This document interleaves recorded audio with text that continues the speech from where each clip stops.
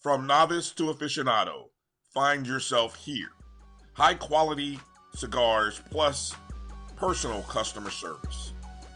Slow Burn is Waco's only mobile cigar lounge, featuring a meticulous, curated collection of premium cigars.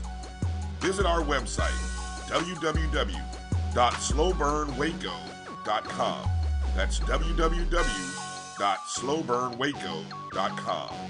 For 200 years, Montgomery, Alabama has been making history by people who had the courage to stand up for change. Today, this riverfront city has been reborn, embracing the past and looking forward to the future. From the National Memorial for Peace and Justice to the stage of the Alabama Shakespeare Festival, this is where history was and is made. We are proud to call Montgomery home, and together, we can be the change. Since 2002, Empowerment Resources, Inc., a nonprofit organization, has empowered more than 1,500 youth and adults in Duval and surrounding counties through its programs Journey into Womanhood, Girls Mentoring, Life Skills for Teens, and Parenting Education Coaching. To get involved with programs, volunteer, or donate, visit www.empowermentresourcesinc.org. Follow us on social media, facebook.com/empowerment.resources and instagram.com/empowermentJAX. It's never too early to plant the seed, to share the tradition, and instill a sense of pride in your HBCU with your little ones. HBCU Pride and Joy Children's Boutique helps you share your school spirit with a wide selection of adorable kids apparel and accessories officially licensed from your favorite HBCU. Visit hbcupridejoy.com and follow us on all social media at HBCU Pride Joy on Facebook and Twitter. Shop Velvet Online Women's Boutique to spice up your closet with trendy, unique looks. We have fashionable and chic looks at very affordable prices. Velvet Boutique offers free shipping all year long on all orders. Shop online at www.melvetboutique.com. That's www.melvetboutique.com. Like us on Facebook and follow us on Instagram. Shop Velvet Online Women's Boutique.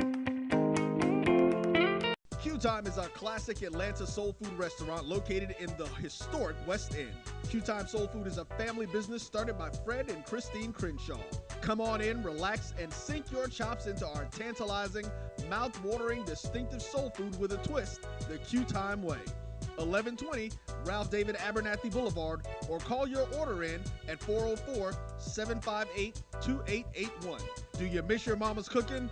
Then come on down to Q Time, an Urban Passport member.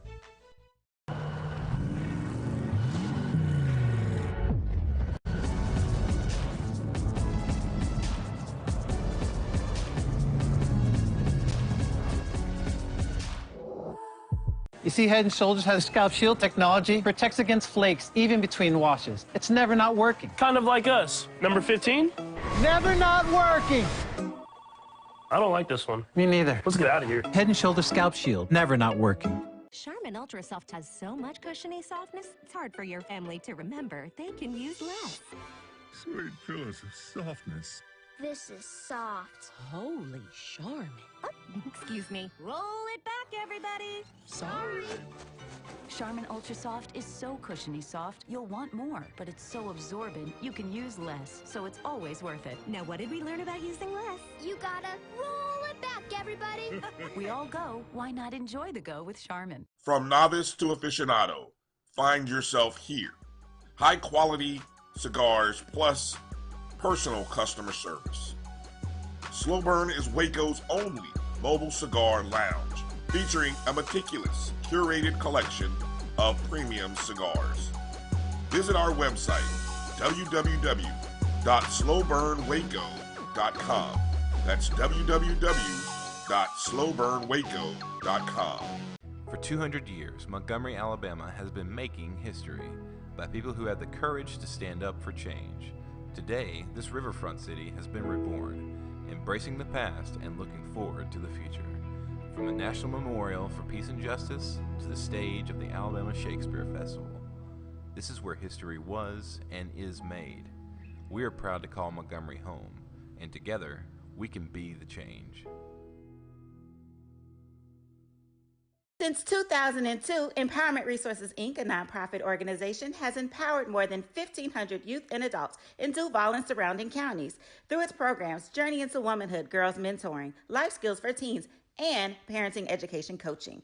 To get involved with programs, volunteer, or donate, visit www.empowermentresourcesinc.org. Follow us on social media, facebook.com/empowerment.resources and instagram.com/empowermentJAX.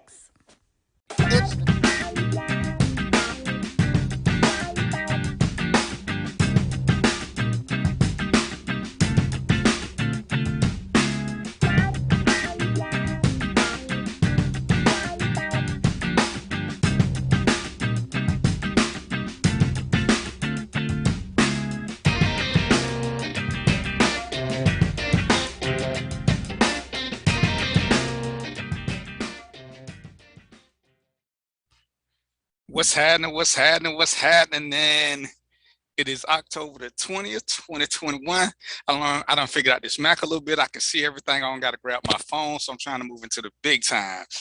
It is 6:05 Eastern Standard Time, and y'all know what time it is. We is live with what's my name again? DVP, and we doing random thoughts. We got a couple of we got a few little subjects we want to touch on today.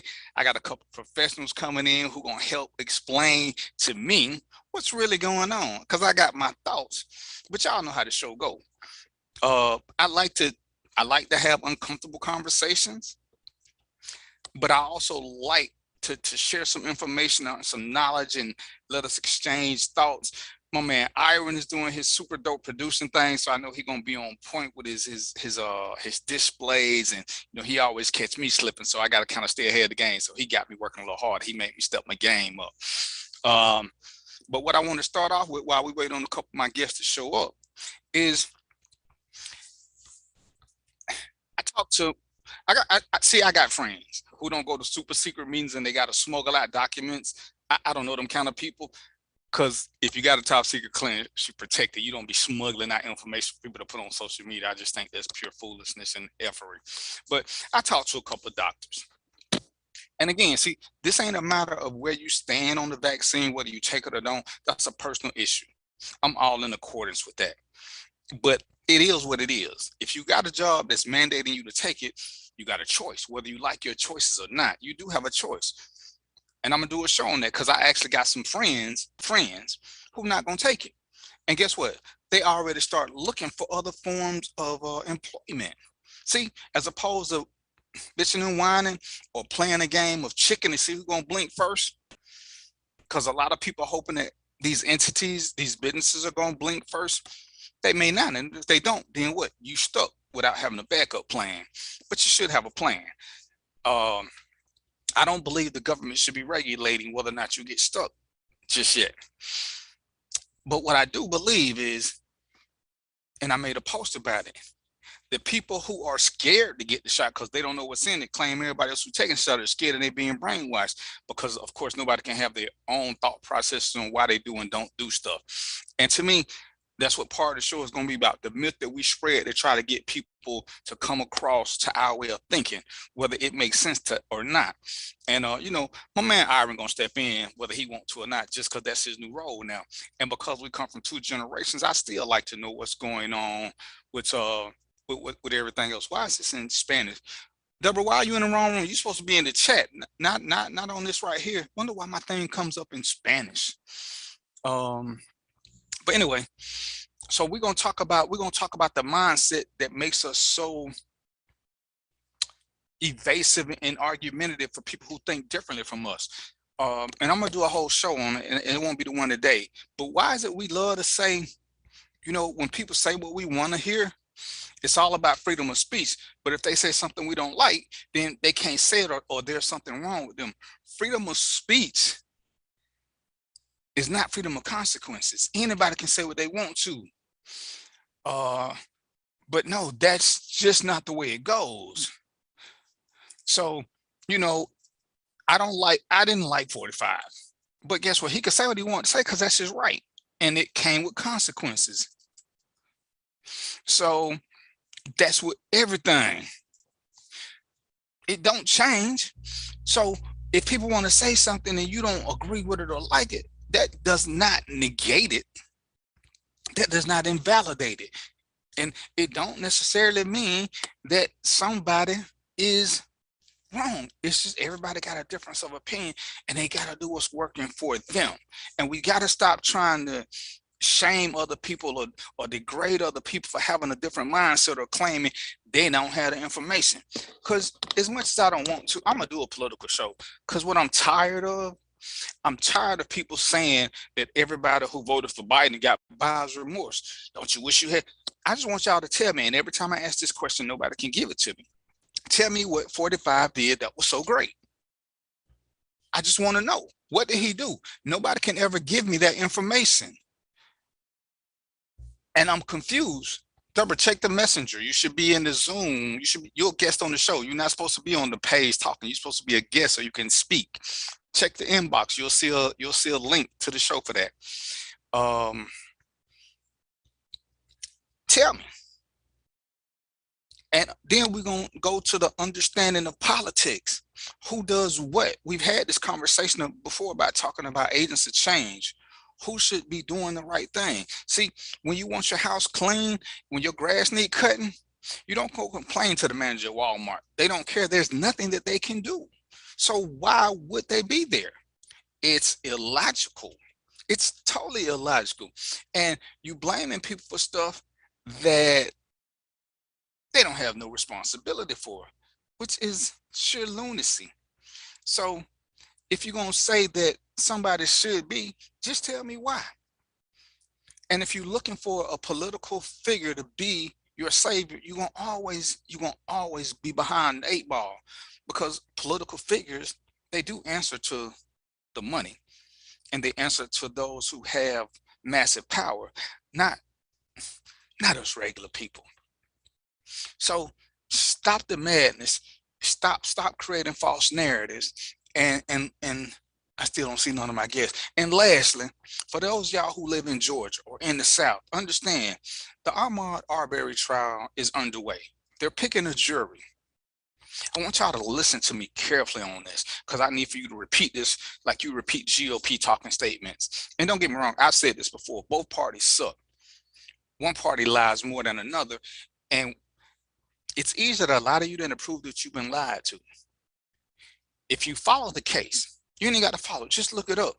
You'll see that there are 3 white men who are accused of killing 1 black man. One of the charges, there's some others, but one of the charges, the charge I want to bring y'all up to speed on, is they are being charged with a federal hate crime. Let me say that one more time for the people in the back. 3 white guys are being charged with a federal hate crime. You know why? Because one has always existed.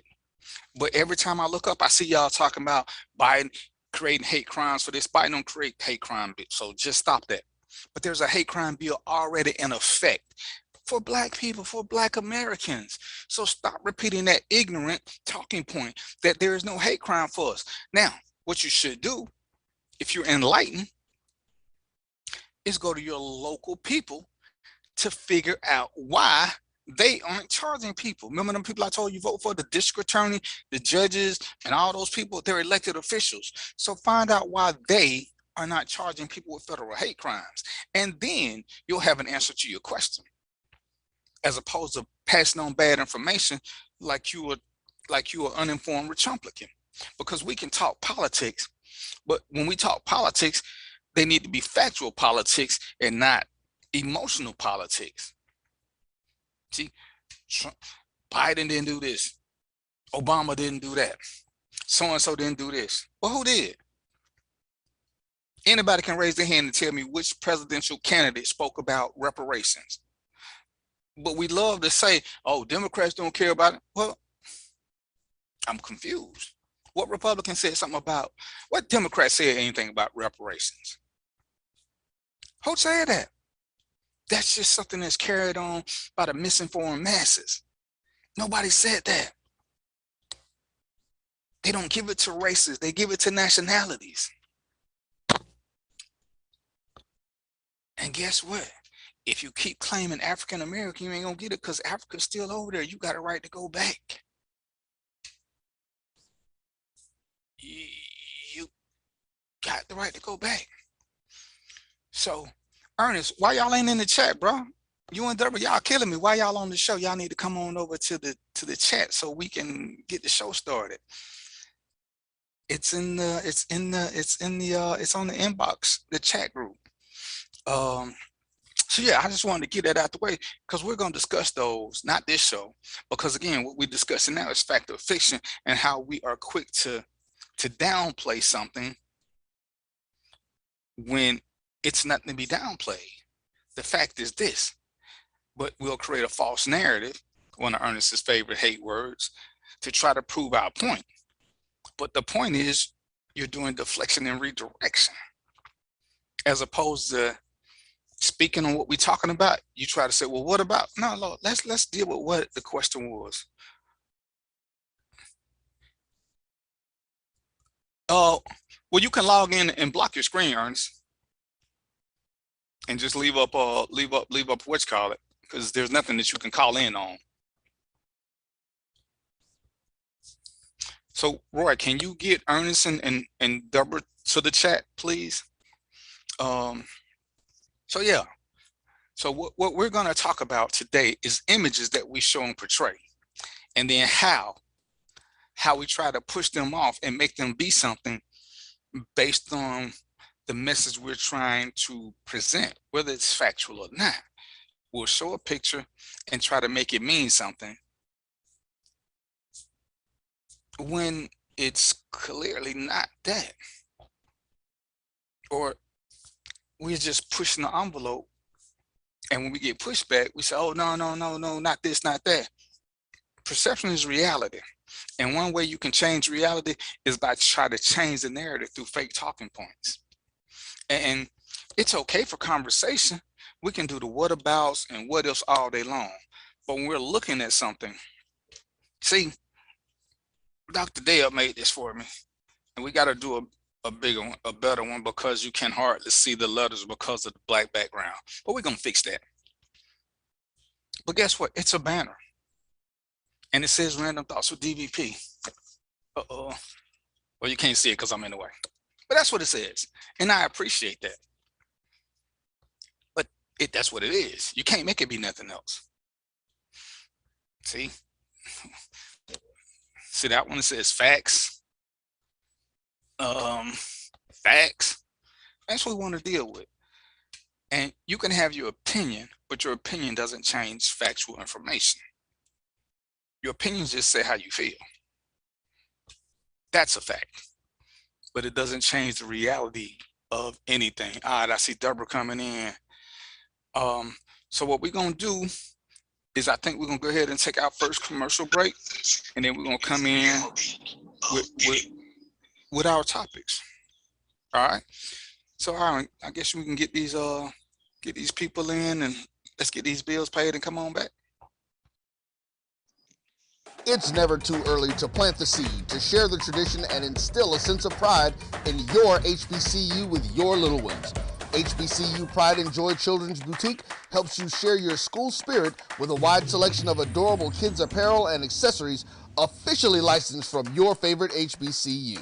Visit hbcupridejoy.com and follow us on all social media at HBCU Pride Joy on Facebook and Twitter.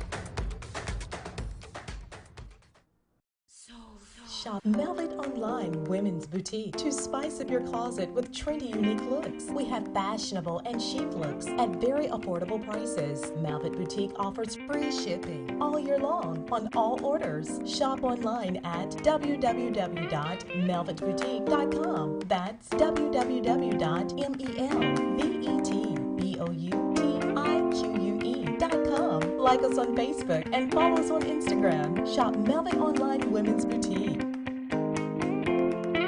Q Time is a classic Atlanta soul food restaurant located in the historic West End.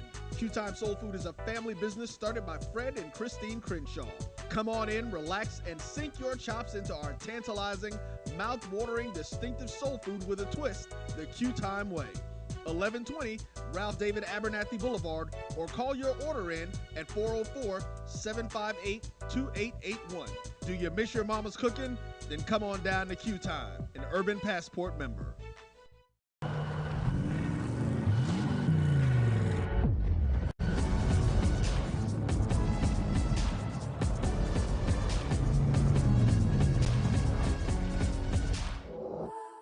You see, Head & Shoulders has scalp shield technology protecting.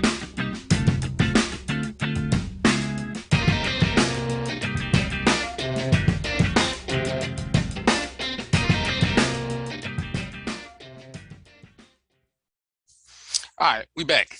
So what we're gonna first get into is, because I know I got Ernest for a short amount of time, and I want to get one out of the way because I need to cross Ernest and one of my other doctors.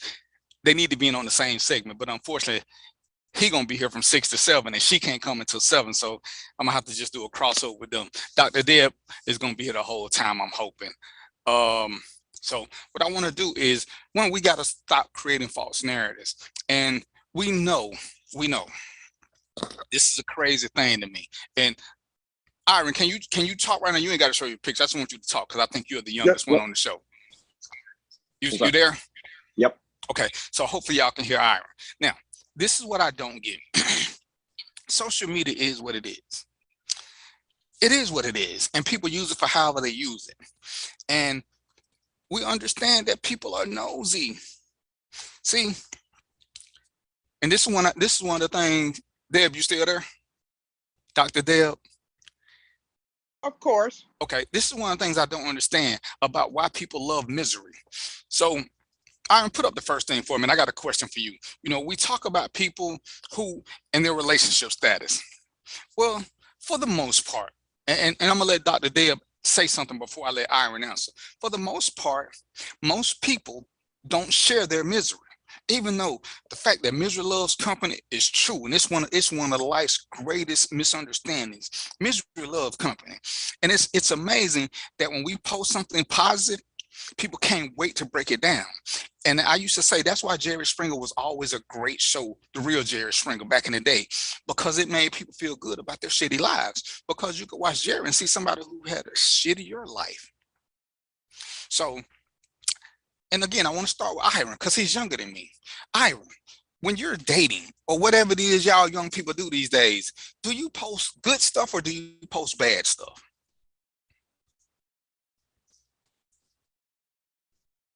You muted yourself. You muted. My bad. I got a lot going on for a second. I post about sports. That's what I post about. And TV shows and music. Okay, so you pretty much use your social media page for work. Yes. Okay, but most people only post good stuff. Now, there's that select group who love to post bad stuff. Pray for me. Don't ask me what's wrong. But the majority of people don't do that. And it seems like there's a whole group of people out there who can't wait to say something about your personal life. See, what Iron said, Iron is a Steeler fan, right? And y'all know I'm a Patriot Tom Brady fan. So yeah, if some trash happened with the Steelers, I'm gonna talk negative to Iron about the Steelers because that's just what trash talking is. But it ain't got nothing to do with him, and I don't want to see him personally be miserable. So one of the reasons I got Dr. Deb on here is so she can tell us what is this phenomenon where we love to see people miserable, where we can take a perfectly good post and be like, yeah, but this, yeah, but that. And before you answer, Dr. Deb, Iron, see if you can find that tweet between Richard Sherman and the guy who was talking trash, because I know you want everything, so you probably got that. Give me about 2 minutes. I'll pull it up. All right, go ahead, Dr. Deb. What's your take? Why is it that we love this? Why is it we love to try to bring misery into people's life?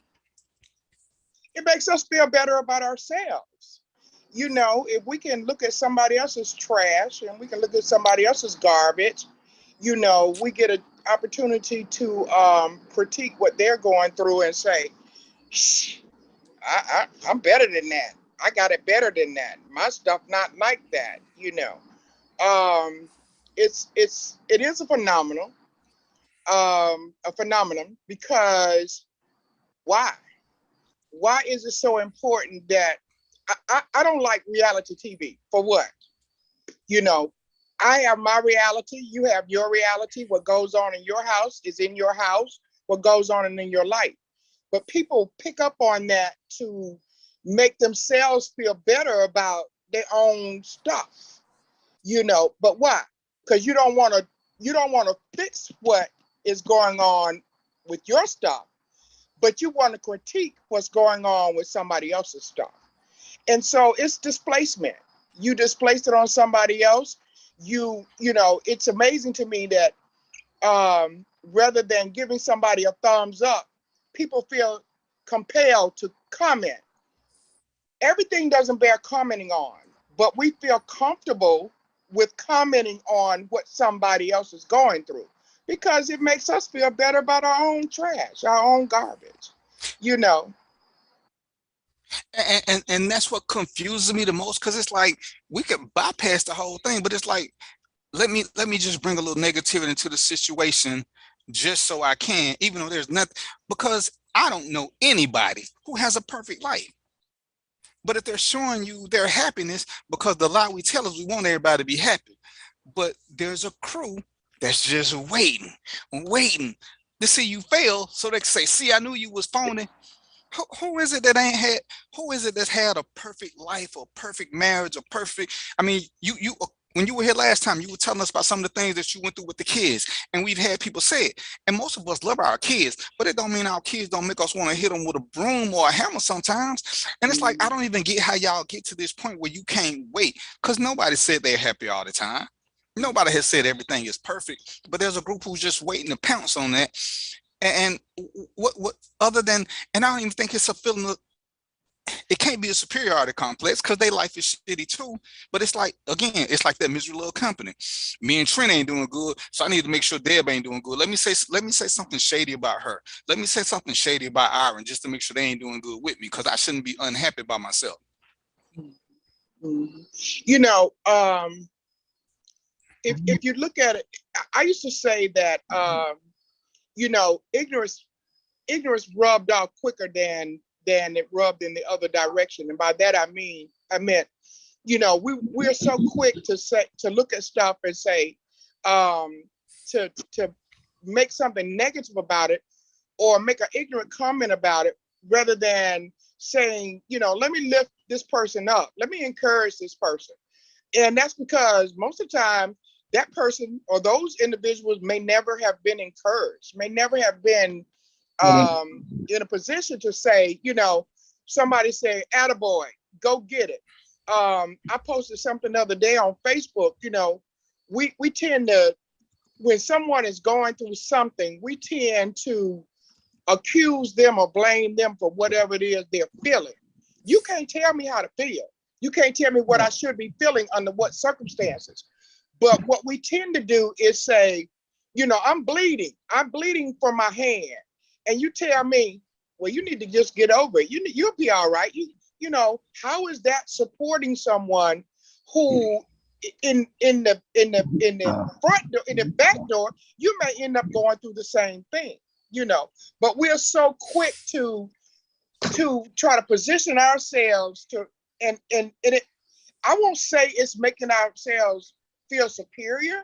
It's making us feel like we're empowered or we're entitled to comment on what someone else is going through or their issues or their concern, you know. So when you look at it, you know, if you have that much time to comment something negative on what someone else is going through, check your own house, check your own door, check your own place, check yourself, you know, because it's obvious that you're going through something, but you don't want to share it. But you feel compelled to talk about what somebody else is going through or to comment.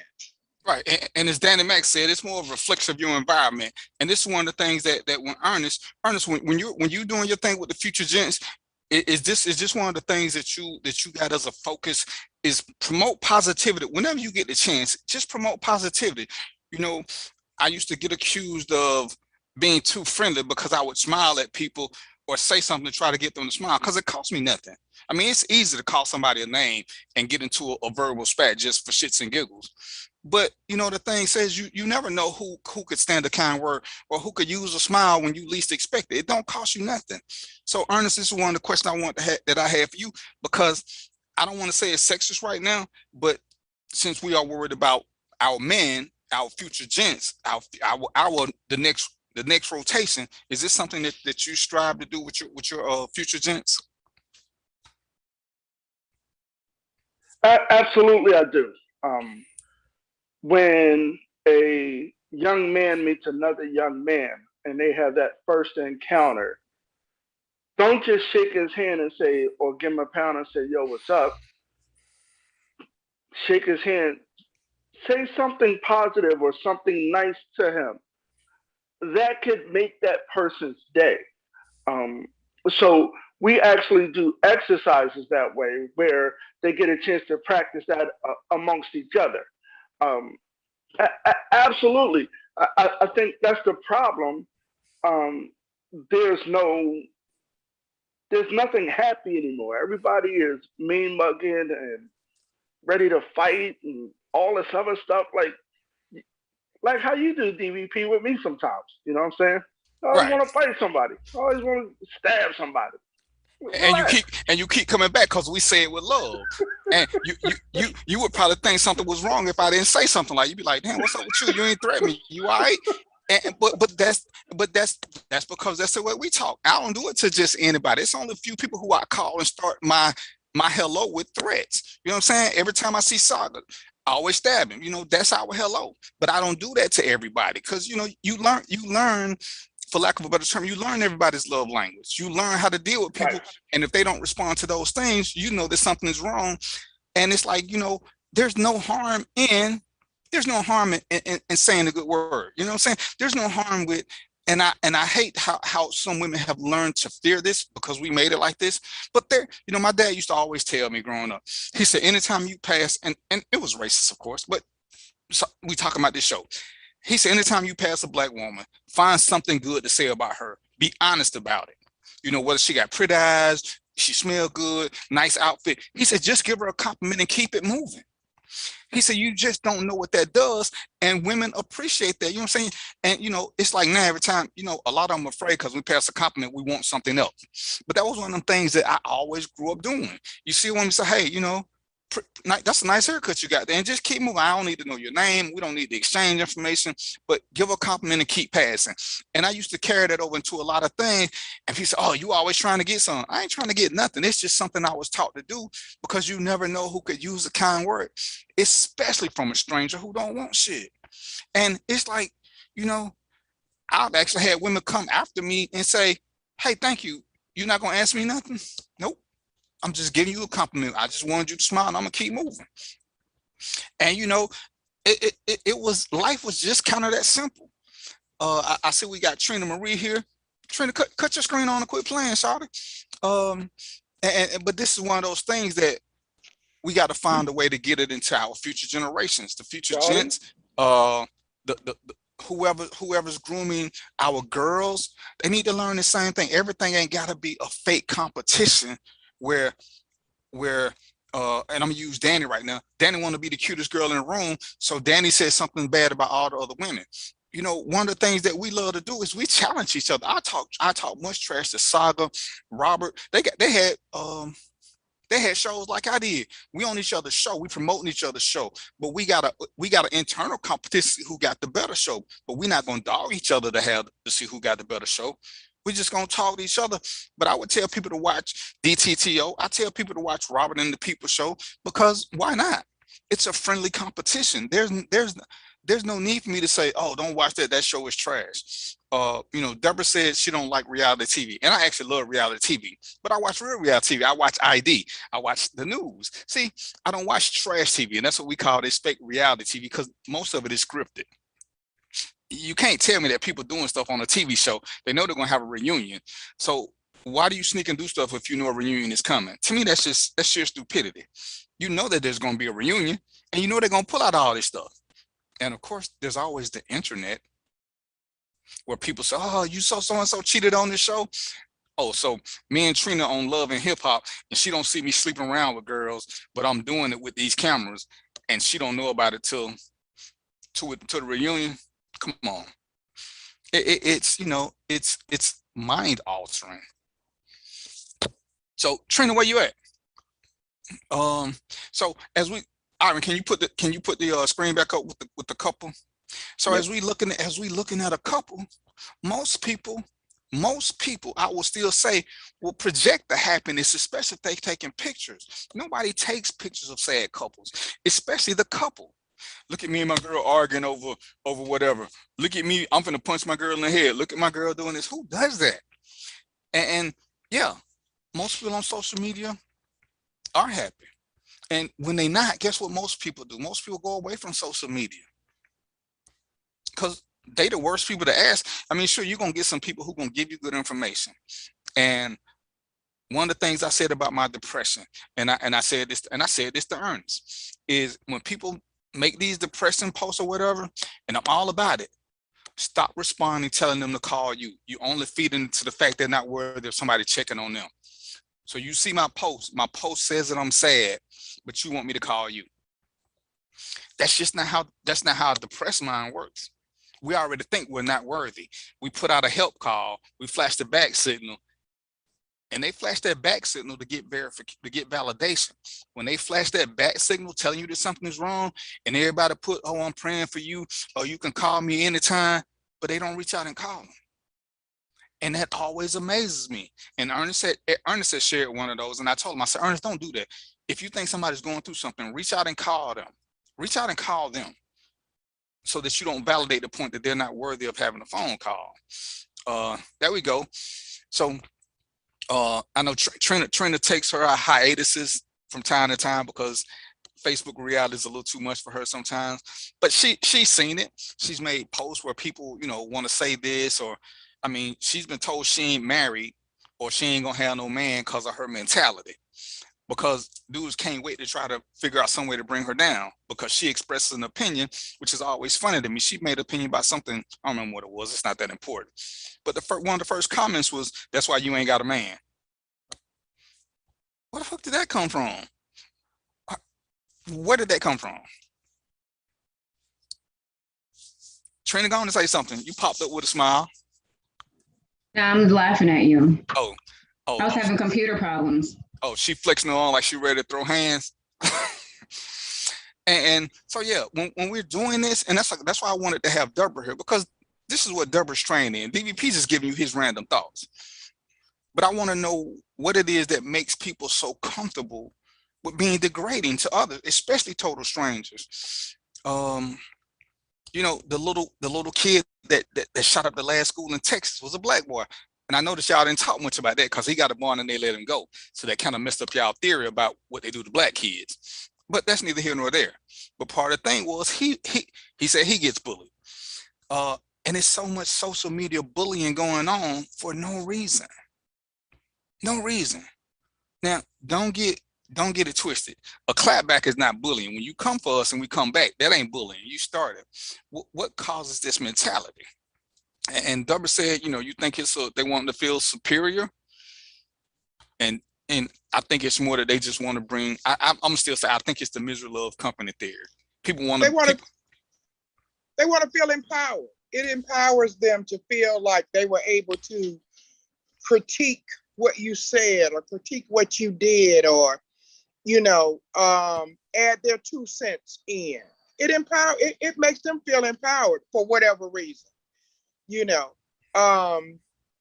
made a statement earlier about what your dad said, complimenting Black women and saying something, acknowledging, and that's across the board. It should be for random people. Right.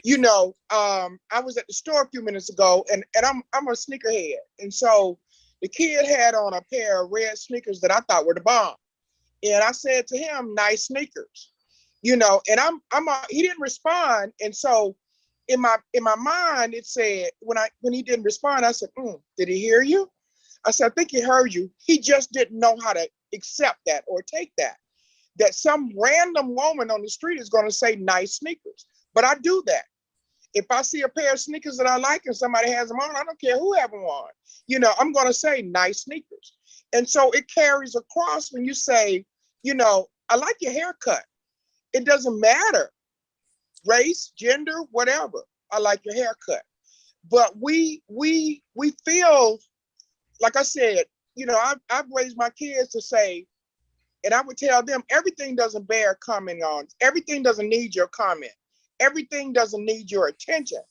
But we feel empowered to give things our attention and say, you know, let me comment on this. Let me say something about this, because it makes the individual feels like, oh, I just did something because I commented, you know. And it always, when it goes to the negative, it's because that's what's ingrained in that individual. To go, what's their go-to first? Their first go-to is the negative. You know, if you reached out, if I saw a post from you that said, you know, I'm feeling this way, I'm going to reach out to you. I'm not going to even respond to you on Facebook, you know, because that's irrelevant, because you put it out there for whatever you, and I've seen people put things on Facebook, put it out there on social media, looking for that attention, looking for that validation. But if in fact there's something going on, then me, Deborah, I'm gonna reach out to you individually. I'm not gonna respond to you on Facebook. That's Deborah. Iron wants you to compliment on his shoes. Put your feet out. Let me see.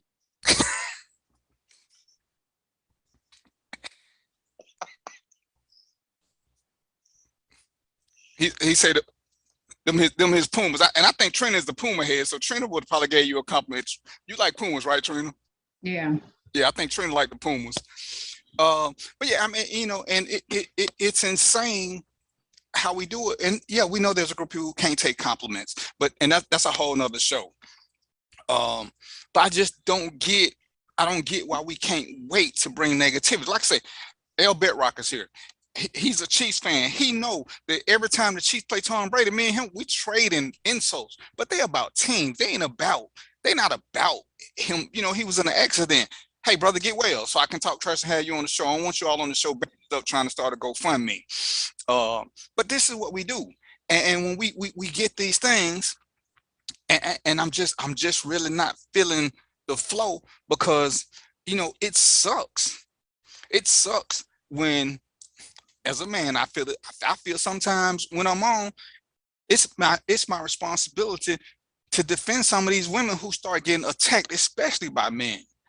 You know, I'm gonna definitely defend Trina, but yeah, Trina know, if it's wrong, it's wrong. And as a man, there's certain things you should do. And some of these guys, they just feel so empowered. Trina can, she can do her own thing. And to me, it's funny. But, you know, guys try to do their gangster thing. So I always just step in and let them know, hey, there is a guy over here who's willing to step in. Because she ain't going to argue with no dude too long. Because you're going to want to say how disrespectful you, but you started this. Oh, your man need to calm you down. No, you started this. So her man is just sitting over here chuckling. You know, we had a guy who, it's so funny. I ain't going to talk about this long. But he started an argument, sent me an inbox apologizing, but wanted to keep the argument going on Facebook and tell me what I should do with Trina. Well, Trina seen you call me apologizing, trying to win favor with me, but you on Facebook fronting. So you think she ain't supposed to say nothing because you a fake? But you inboxing me, texting me, trying to admit you're wrong. Oh, you need to control your woman. No, player. Truth is true. Did you see the one article about how a homeless guy had raped a woman on a train for 40 minutes and people just recorded? Well, and I saw that, and I didn't want to, because they waiting to see, because it's supposedly there's 37 people, because there's a phenomenon about that, because I was going to put it in the next one for me, you and Deb, to talk about people who watch stuff. How many people could actually see it versus how many people were around and just they in the crowd, but they don't know what's going on. Because I saw that, and they said they was waiting for the police to verify the video was real, first of all, because they hadn't got that far yet. But yeah, that's one of the ones I wanted you and Deb for. Because it happened in New York a couple of times with a girl who got raped, and people were out there, and I think they call it the mob mentality, the crowd mentality or something.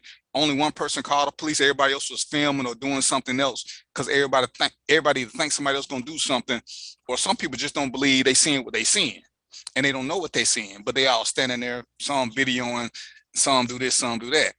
And you know, it sucks in this age of social media. Sometimes you got to wait to see what's fake first or what's staged, because now everybody doing stuff for likes and funny.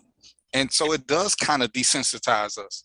But remember that time I told you I saw a car on fire at the gas station. There's 20, 30 people out there. But when I called the fire department, which was less than a block away, they said they ain't got no calls about a car fire. But this car is ablaze. And there's people out there just filming it. But ain't nobody called 911.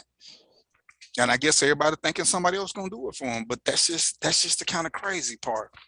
So I know I'm gonna lose Ernest in a few minutes. So should we have a better safe than sorry mentality? Yeah, we should. I mean, it's, you know, but don't nobody want to be, I don't know what it is. I think it's our fear of doing something. Well, what if they playing? Well, what if they not? And I, you know, anybody who knows, I hate this what if. Something is going on. Let the police come and decide. I mean, that's their job. And you're right, L. Rock, a lot of people are staging stuff. But what if they ain't staging? And, you know, it's like when I told y'all about my friends who I knew who were burglars. They ran the U-Haul truck. They were breaking people's house in broad daylight. All their neighbors would see the U-Haul truck, and nobody would call the cops. They didn't pay attention to the drivers or nothing. But that was the whole setup for the burglar crew. It's just to get jumpsuits, get a U-Haul truck. They taking their time, 2-3 hours, loading people's stuff up while they at work. Nobody called the homeowners. Nobody did anything. The police, yeah, we saw the moving come. We thought they were just moving out. And you know, people just wouldn't call the police either. I mean, what? How would I know? Right, but and there was a thing about neighbors not talking, because everybody saw what happened. Nobody just thought anything of it, because all criminals don't dress like criminals. Their job is to try to fit in. And then you got that, and then you got people who are staging incidences. Now, I mean, we've seen the people who act like they get hurt, they get hit by a car, and they fall all down the street when the car ain't even touched them. And I think part of neighbors. Yeah, you know I do. You wave at the lady across the street. You don't talk to them people. I talk to the Russian. I used to talk to the Mexicans. I talk to the guy up the street with the pool. I don't know their names, but I speak to them. Okay. See? But you don't have to necessarily know them. You know, last year during COVID, the fact that I was working from home every day. So you recognize the normal versus the abnormal. So one of my neighbors, I saw the guy walk to the back of her house, and I saw the truck, and I immediately texted her and said, "Hey, it's a dude in your backyard, you know." And she texted me back. She said, "Yeah, that's ABC, and he's doing XYZ." You know, so I don't necessarily know them. But I'm gonna watch, because I'm gonna look for the abnormal, and I'm gonna say something about the abnormal. Right. And you're right. Deborah says it's called the bystander effect. And we just gotta do better. But like I say, I'm gonna do a show on that later, because I wanted to get more information. Like I said, because when I saw it, the first article I read, it said we ain't verified none of this shit, so we don't want to write a whole article on it. But this is what has been said. We need to verify whether it's true or not. So that's one of the ones that's on my radar. Iron, can you put up the next picture, because I know Ernest got to leave in a few minutes. So this is the hailstorm picture. This is the one that caused me the most grief when I saw it and I saw the responses. And I see Deborah coming in. And me and Ernest went at it, because Ernest thought I had a opinion that I shouldn't have had, and I told him my opinion, my thoughts and opinions came strictly from the commentary below that everybody was saying. Now. And I want y'all to stay with me on this. Leave it up for a second, Ira. I want y'all to stay with me on this. The picture from 1960, and this is important. The first pictures from 1960, we know that that's a staged picture. We know that that's a staged picture because we've all done them, whether it was Olin Mills or whoever it was we went through. And people say, try and explain. Now, most everybody keep wanting to say the father's missing, yada, yada, yada, yada, yada. And I'm okay with that. But the same people who make that statement, his pictures from 1960, when these same people are claiming that's when the government was coming in and wrecking homes. So you can't have both of them arguments. You can't say the government was wrecking our homes and then use this picture from the 1960s when all this was going on. Because in 1960, women didn't have a lot of choices. But from a staged picture, It's a staged picture. Most people look okay when they stage and take a picture. Who does a photo shoot and doesn't dress their kids up? Who does a photo shoot and doesn't do all the things that they're doing in this top picture? So when we try and explain, what are we explaining? Because if you look at the mother at the bottom, I guarantee you, if you told her a professional photographer was coming by, those kids they're gonna be dressed like them, and they're gonna look the same way. And Trina pointed out something that was so special to me. This is why I love this woman, even though she's crazy. Maybe, just maybe, who did you say took the picture, Trina? Maybe the dad did. Maybe the dad took the picture, because one is actual life. So I got Trina here, who's a mother. Deborah's a mother. Deborah, put the picture back up for me one more time, Iron. When you're parenting, which one do you look like most of the time? Deborah, Dr. Deb, Yeah. you there? Yeah, I'm here. Which way did you look most time when you were at home with your kids parenting? Is that the two pictures where the mother with the bottom one? I mean, because that's real life.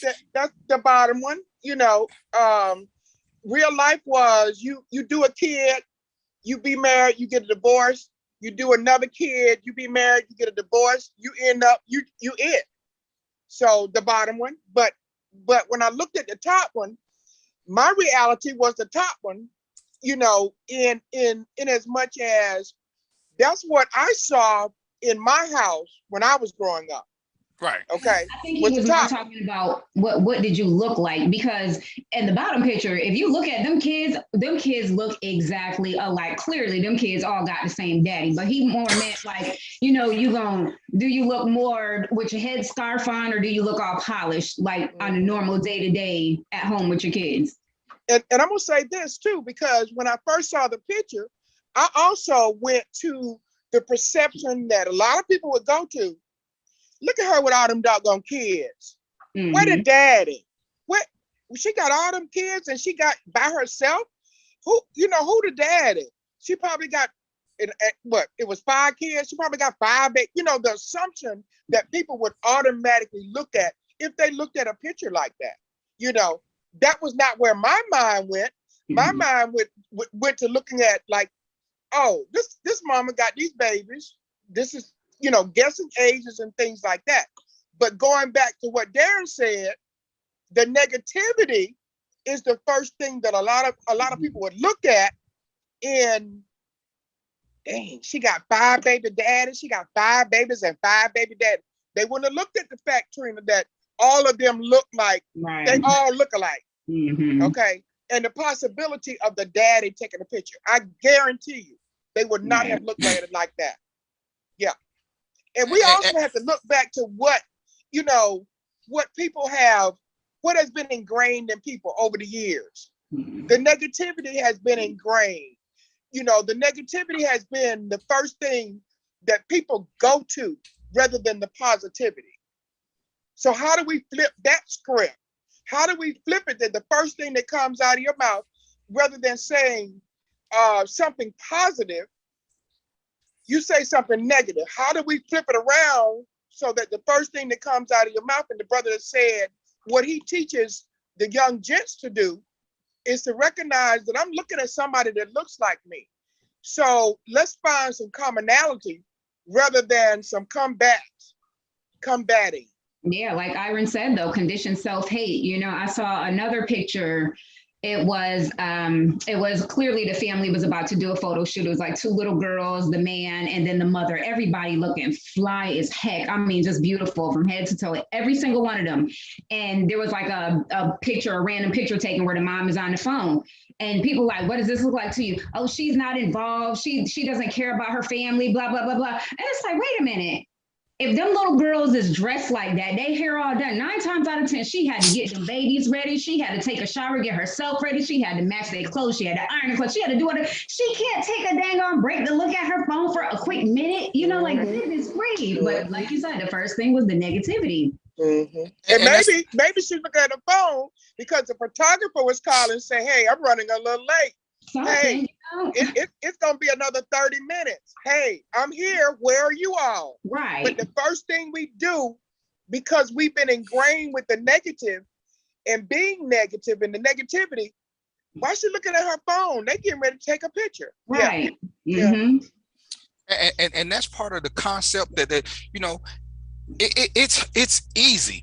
You'll see pictures of Trina and Zuri that I took. I'm not in them. Does that mean she doesn't have a man? You know, and it's crazy how that's the first thing we go to is, oh, where the dad? Well, maybe the dad behind the camera. Because you know, if the picture's far off, she didn't take it. So, but we don't ever use that as a narrative, because then it had to be a friend that took it. And it you know, and like I said, with this picture in particular, at first I didn't have no reaction until I started reading the comments. Ernest, where you at? The comments made me reactive, because again, it's so many people who start wanting to talk about, oh, welfare broke up the family. So this was in 1960. So this picture is a double negative. You can't say they broke up the family, but then using this picture as a narrative to say what happened then and what happened now, because y'all claiming that families were broken up in the 60s because of welfare, which we know is a lie. But now with those other kids, Aaron, put the picture up one more time for me, sir. Those kids look alike. They don't look nasty. They don't look dirty. The mama just got on a stretched out shirt. And why is it stretched? Because kids are doing what kids do, and they pull on shirts. But which one of them kids? Look at them. Both sets are dressed alike. That's not child abuse. They're showing that the mother, like most mothers do, put the child's welfare above hers, because she could be dressed better, but she makes sure they look good. They look they don't look dirty. They faces clean. Like I say, and I never noticed before. The trend made me pay attention. But one set got on pink, the other set got on brown. So I'm gonna say it's two sets of twins, and but her walls don't look nasty. Nothing, but we found ways to find the negativity, because she got a headscarf on, because nobody's mother ever wore a headscarf, ever. Nobody's mother ever wore a shirt that was stretched out, because kids love to pull on them, because that's what they do when they want to be picked up, is they pull on your shirt. That's their way of giving you clues. So what happened? What really happened is we lost touch of reality. What really happened, because even looking at the mother, she don't look dirty or nasty. She got her hair up. And why do mothers put their hair up? Because kids will pull on their hair. But we act like though none of these things exist. So we start dogging her because she ain't in a forced photo, because that's what a photo shoot is, whether we like it or not. It's a forced photo. Me and Trina took pictures. We took pictures with the kids. All the photos were, what do we call them? Staged. We don't look like that in real life. We don't look like that. If you catch us most of the time, we look like we could appear to be homeless. My if hair you just catch us running around the house. That's been so, like that for 48 hours. what really happened? Life really happened. Right. If the house is junky, well, what happened? Hey, you're supposed to keep a clean house. There's no way you got little kids and you got a clean house and your kids are happy, because kids gonna mess up something. You try to localize it to one area. But if you got little kids, oh, you're gonna find Legos and body parts and all kind of crap in all different places. So is that because the daddy ain't there? And if we're using real life, most of the time, even in the 60s when it was prevalent, where was the dad anyway during the time the mom was at home? He was at work. Working. He was at work. So the mother could do more things with the kids than the father could, but he was out making sure they could do those things. How does that equate to he's missing? She got 4 kids that are well dressed. Somebody helping taking care of them. It may be the government. Hell, it could be the government in the top picture.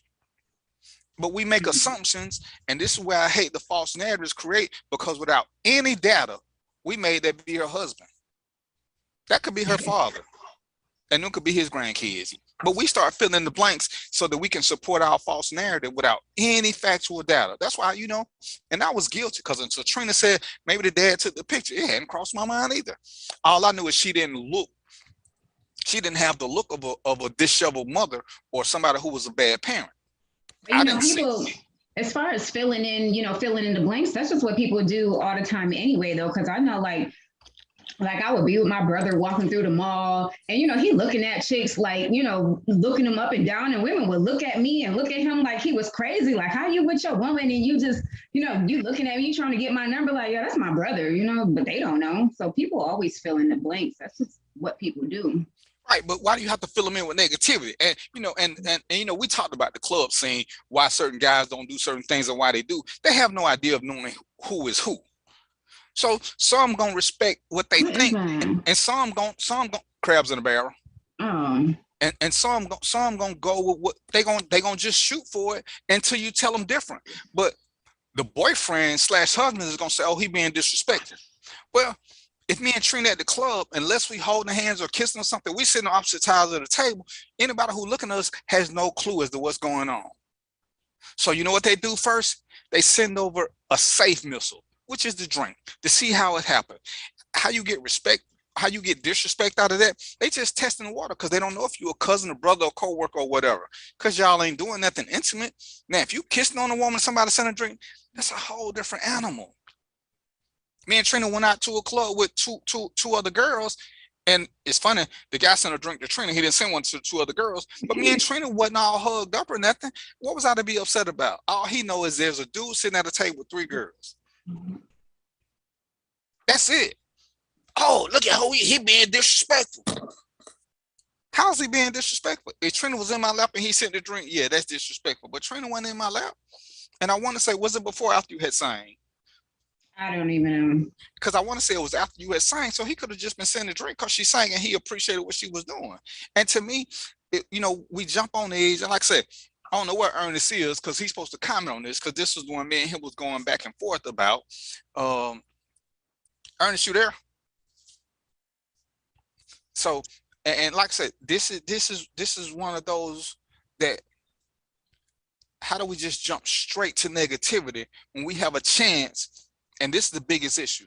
We can change narratives by the way we post. See, we claim everything is the media. We claim everything is the white people. We claim everything is the government. But we post these negative pictures. And let me rephrase that. We post these pictures for negative comments, as opposed to saying, look how this woman is taken care of. We could say what Trina said. Husband, boyfriend, baby dad, whoever we want to call them, taking the pictures, showing that she being a good mama. Look at them. She got them dressed alike. She all neat. I would say I didn't see 3 compliments about any of that. Because some other kids, how many kids you know are happy walking around in suits and stuff? How many kids you know, with the exception of Zura, who's a camera hog? How many kids just want to be dressed up in front of cameras? They'd rather be out playing, looking like the bottom set. But we don't get that portion. And it's like we push that false narrative. Let me rephrase that. We push a negative narrative. We push a negative narrative, and it makes no sense. And we push a negative narrative on 2 fronts and then get mad when people repeat what we say. One, we try to act like the father's absent because he's absent from the picture. Is that a negative thing because he's out working? 2, we try to act like all women don't do anything but have babies and leave the household. And I asked the question more than once, and I have yet, and I'm sure there's some instances, but I have yet to find somebody who can tell me where a woman left the marital home just to apply for welfare. I've yet. But I got plenty of women who said they had to put a man out of their house because he wasn't helping. And we look at what's the 2 movies we talked about, Trina. Are we keeping you woke? You know I'm always yawning. I'm like, you taking loud spots. You just yawning. But Claudine is one of them, right? Who? Claudine. Who is it? Claudine. Claudine was one. And what's the one with Denzel? Fences. Women didn't have a lot of choice, but in the movie Claudine, that wasn't fiction. She had 5, 6 kids by baby daddies, and she didn't want to be on welfare. But that's a time you ask where the baby dad is at. So if we're gonna use the 1960-ish narrative, you can't be on both sides of the fence trying to push, oh, our grandparents and they did this, but the men weren't in the house. And not only did she not want to be on welfare, but when a man came along and he stepped up, she said to hell with welfare, and she was going to let him take care of her. So did she really leave a man just to get on welfare and then want to ditch welfare to go? Like, come on now, which one was it? Right, because I ain't met too many women who joined welfare to live, other than like the welfare queen. But regular women, I don't know too many women having babies just so they can leave the father and start life on welfare where they get pennies on the dollar. Now, we know we got 3 or 4 welfare queens who have learned to work the system. But on a normal, regular basis, where does this come from? How do we just sit there? How do Dr. Deb, how do we change our view so we don't see the negative stuff first? Woo, it's gonna take a lot of work. It's gonna take a lot of work because like I said, it's ingrained. We got a black president, so it shouldn't be that hard for us. Excuse me? We had a black president. That wasn't never supposed to happen in our lifetime. It shouldn't be that hard to change. Yeah, right. But we you know, we had comments about that. It's interesting when you say I go to the comments first on a lot of things. Because you know, I want to see where their mindset is, where their thoughts are. And so when I go to the comments and I'm like, how did you get that out of that? You know, and so because it's so ingrained, you know, one suggestion is that for every negative, counter it with a positive. For every negative comment, ask, where's the positive? You know, where's the positive part of this? Can you say something positive? You know, in order to start to make that narrative shift. But like I said, it is so ingrained. Back in the I used to work for the City of Atlanta Parks and Recreation years ago. And that's when I started paying attention to how easy it was for us to immediately come out or respond in a negative manner rather than respond in a positive way. And so, you know, I for me personally, it encouraged me to make sure that I shift that mindset so that if I think I'm getting ready to say something negative, let me bag myself up. Let me bag myself up and come out with something positive.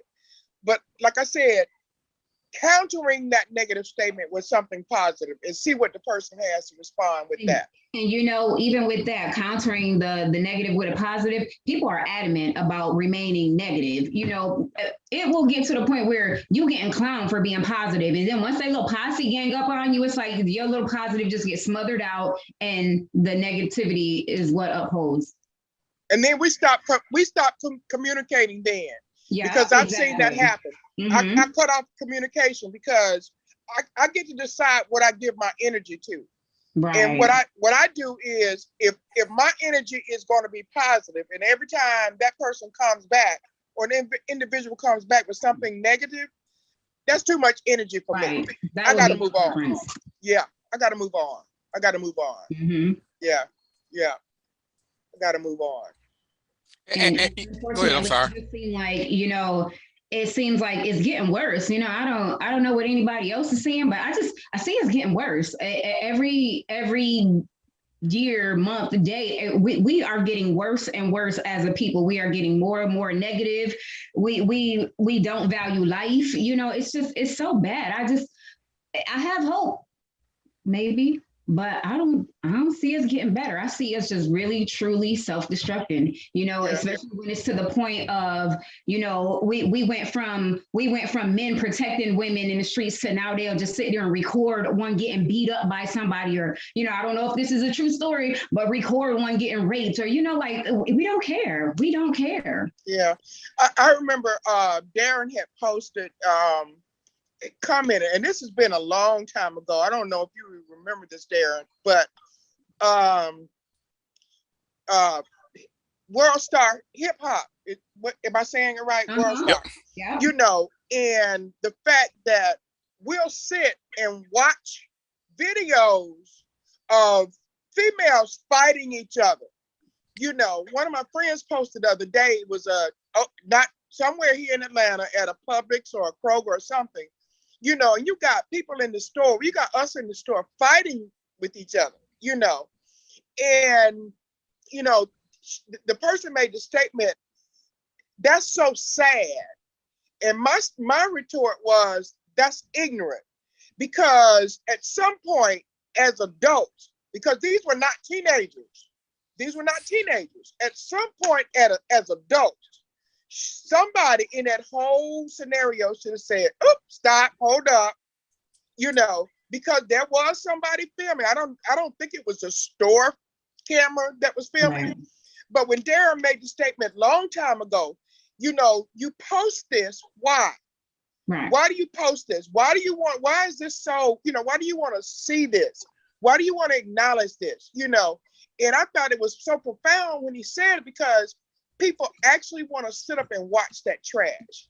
I don't want to watch a female and two females fighting. I don't want to watch two dudes fighting unless they're in the ring and somebody gonna get a whole lot of money after it, But it speaks to what we feed ourselves.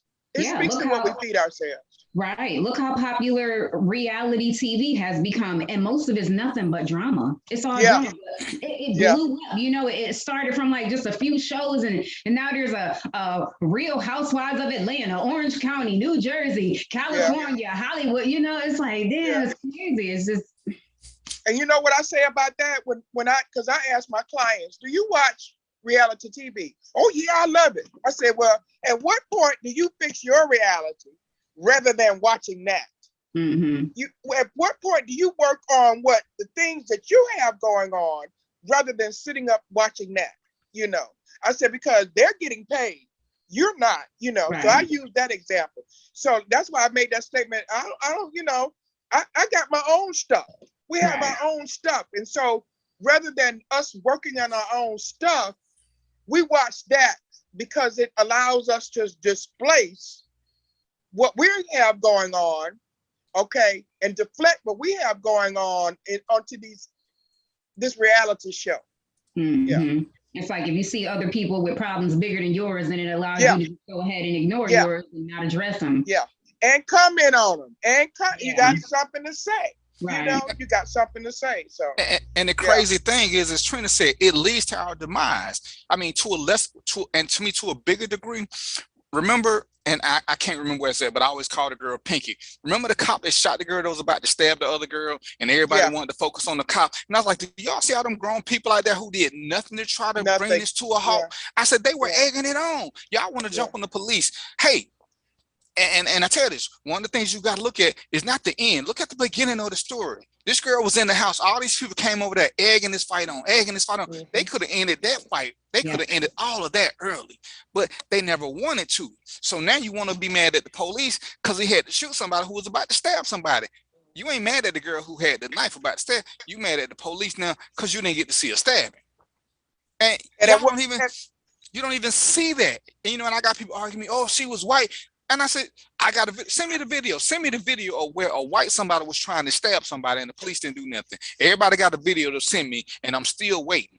But it's like, oh, if she was white, it wouldn't have been nobody out there filming it like it was then. They do crazy stuff. But we talking 10, 15 adults. And when me and Trina sit down and we went through it frame by frame, I said, look, and that one guy, that's the dad. Look, he's trying to get a kick in, but he ain't even trying to grab his daughter. He want to sit there and watch it too.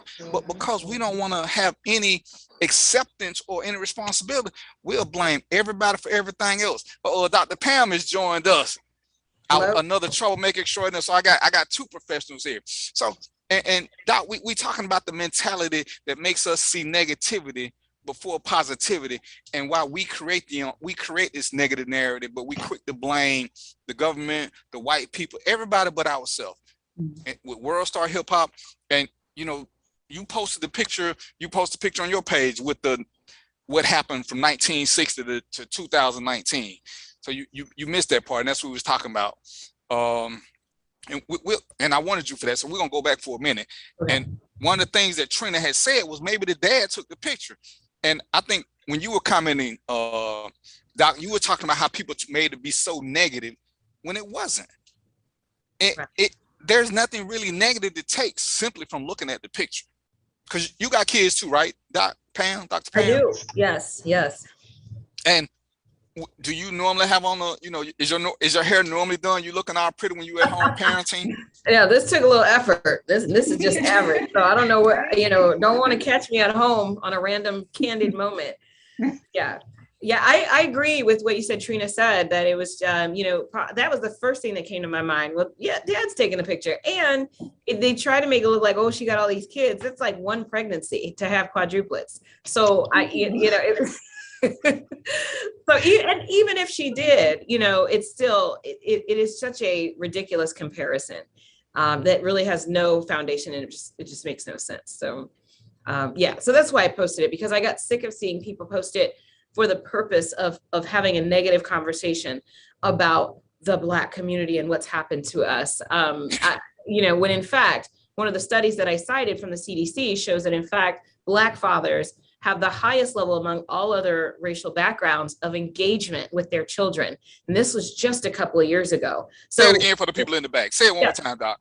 Study by CDC found that Black fathers of all the other races have the highest levels of engagement with their children, meaning they are there more often when the children are being put to bed, basic things like brushing their teeth, fixing their meals, playing with them. Black fathers are ahead of all other races, including white fathers, in terms of their engagement with their children. And if you want to ask what's happened between 1960 and now, our fathers have gotten more connected to our children. That's the answer to that question in my mind.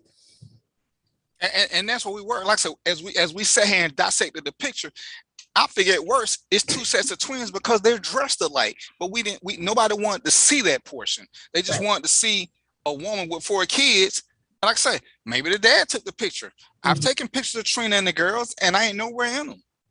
Trina's taking pictures with me and the girls. Does that mean she left me to get on welfare? Because we know welfare is the way to riches. That's just how it is. And you know, Dr. Deb, me, Dr. Pam, and we're just trying to figure out what's the narrative that makes us want to go to create negativity first. And secondly, this is something that's near and dear to me. Why is it we always feel the need, we, men and women are doing it more and more now too. Why is it we feel the need to try to bring Black women down for something that we don't even know to be true? We just create, I like that, Iron. We create these false narratives to try to get people to say more negative stuff, and they jump on it. Yeah. So what causes that? Why is it we rather see the negativity than the positivity? Well, I don't know if you called on both myself and Dr. Deb. I heard you say her name, but I will jump in as well and say that so it elevates us when we have somebody to look down on. And if we are at one of our lowest points, we find people to look down on. We find reasons to shun somebody else. So it's this us them mentality that help the people who are really struggling with their own security and strength and self. It helps them to find that false sense of self by looking at somebody else and pointing a finger and say, look at them. Look what they're doing. It's despicable. Because if somebody else is despicable and I'm not doing that, then it must mean I'm good. I'm okay. And you know, and I was saying before you got here, that's the reason why us old people, we love the old Jerry Springer show. Because no matter what we saw, it made us feel better about our life. Because the old show was the good stuff. That was the real stuff, people, not this new stuff. We watched I don't even know what the new stuff is. I'm scared to know. The new stuff was where everything is fake. You know, old Jerry, when them fights, the old Jerry fights was real. These fights nowadays, whatever. The old Jerry was the bomb. We watched it just because it made us feel better about our bad lives. This other stuff now is just pure comedy. But you know, I hate the narrative, and I truly hate it when it seems like men especially, but women are more on the boat now. We're trying to bring women down. And it's like, you don't know nothing, but oh, see, she by herself. And I gave the example that, you know, Trina made a couple of posts, and the first thing that people want to say is, that's why you ain't got a man. I'm like, how does that even relate to having a man or not? Oh, because a man won't let you say that. Oh, goodness. What? What? Oh, women do this. Women do what?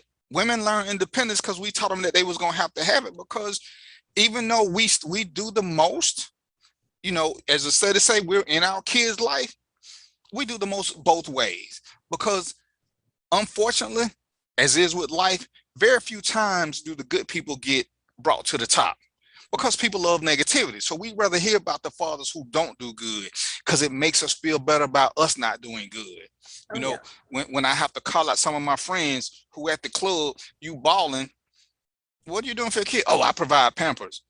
dude, a box of Pampers lasts maybe 2 or 3 days. That's all you doing, and this and this, and we love pushing that narrative. You know, I just did a thing, and I'm gonna need you to chime in because it's just me now. It's just with a bunch of women. When by the time child support kicks in, this is one of my pet peeves. By the time child support kicks in, if you've had to file for it, I'm already 6 to 7 months behind, so I'm not paying anything that you're doing. I'm only replacing your money. And I hate when guys, oh, she getting this done. Dude, when she wasn't getting it done, when she was doing stuff for your child, what were you doing? So now she's just trying to recoup some money. And if she's happy, don't that mean your child is a little bit happier? But you don't see that. You just see her using your money to get her hair done that she couldn't get done for 6 months because you ain't paid for 6 months.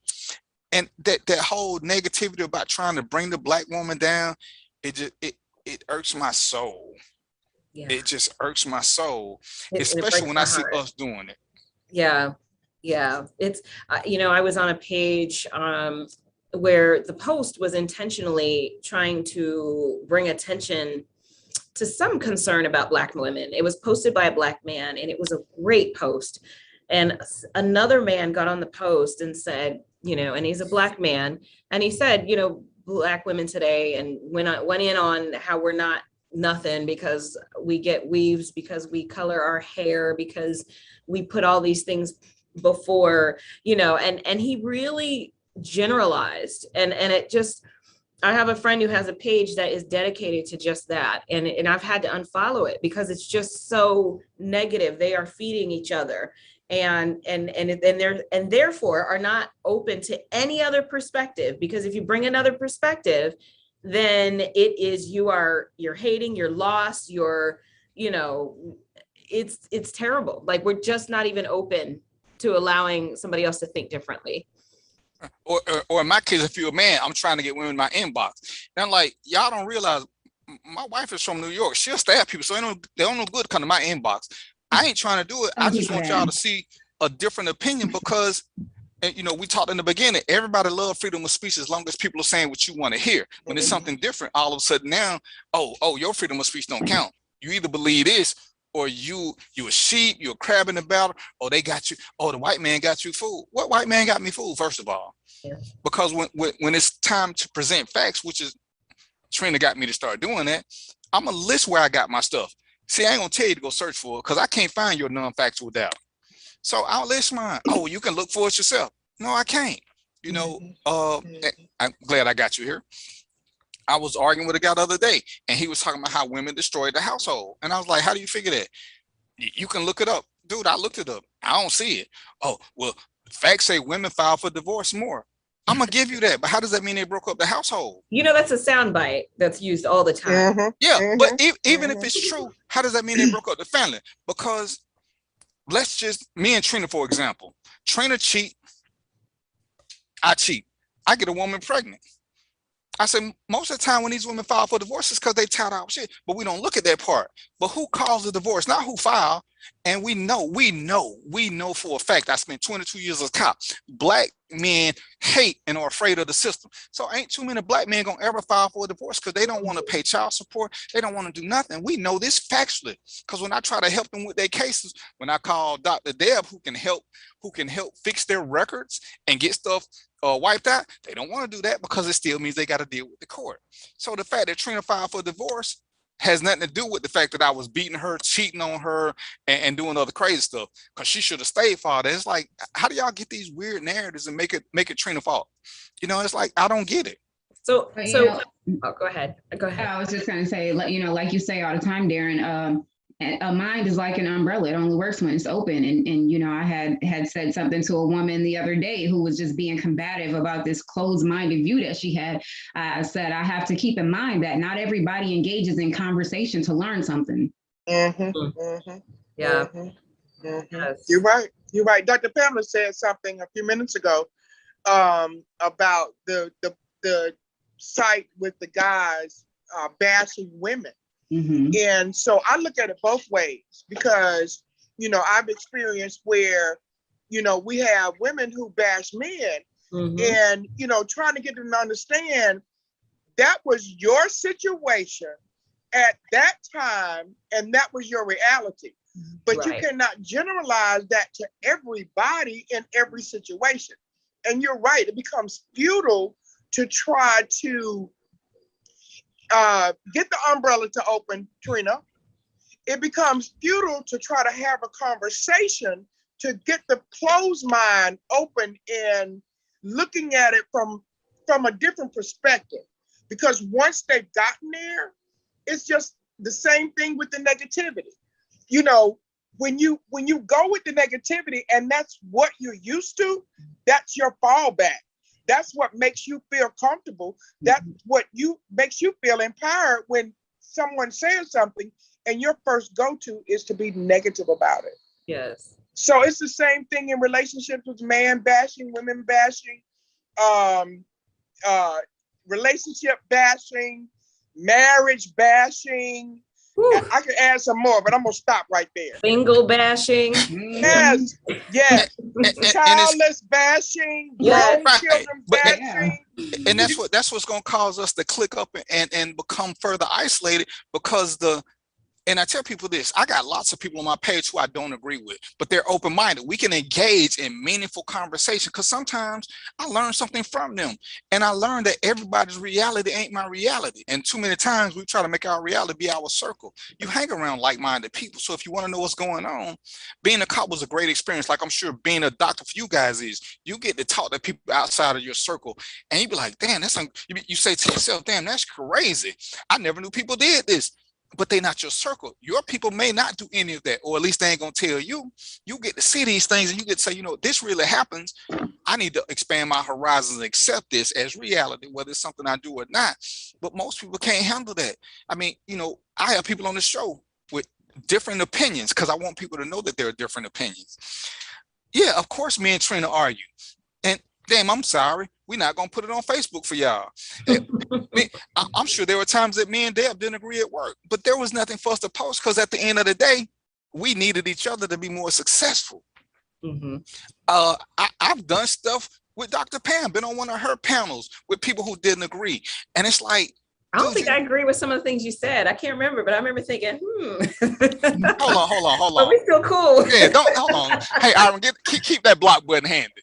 Dude, I'm his wife, and I still be like, babe, I don't know about that. Yeah, but the thing is you got to be open to these alternate realities for other people, because it might not be what you do, but that don't mean it ain't what other people do. And you know, one of my friends love to say, I did this. Dude, it ain't based on you. Some of the things that I know to be true, I would never subscribe to, but they are what the masses do. So it is the norm.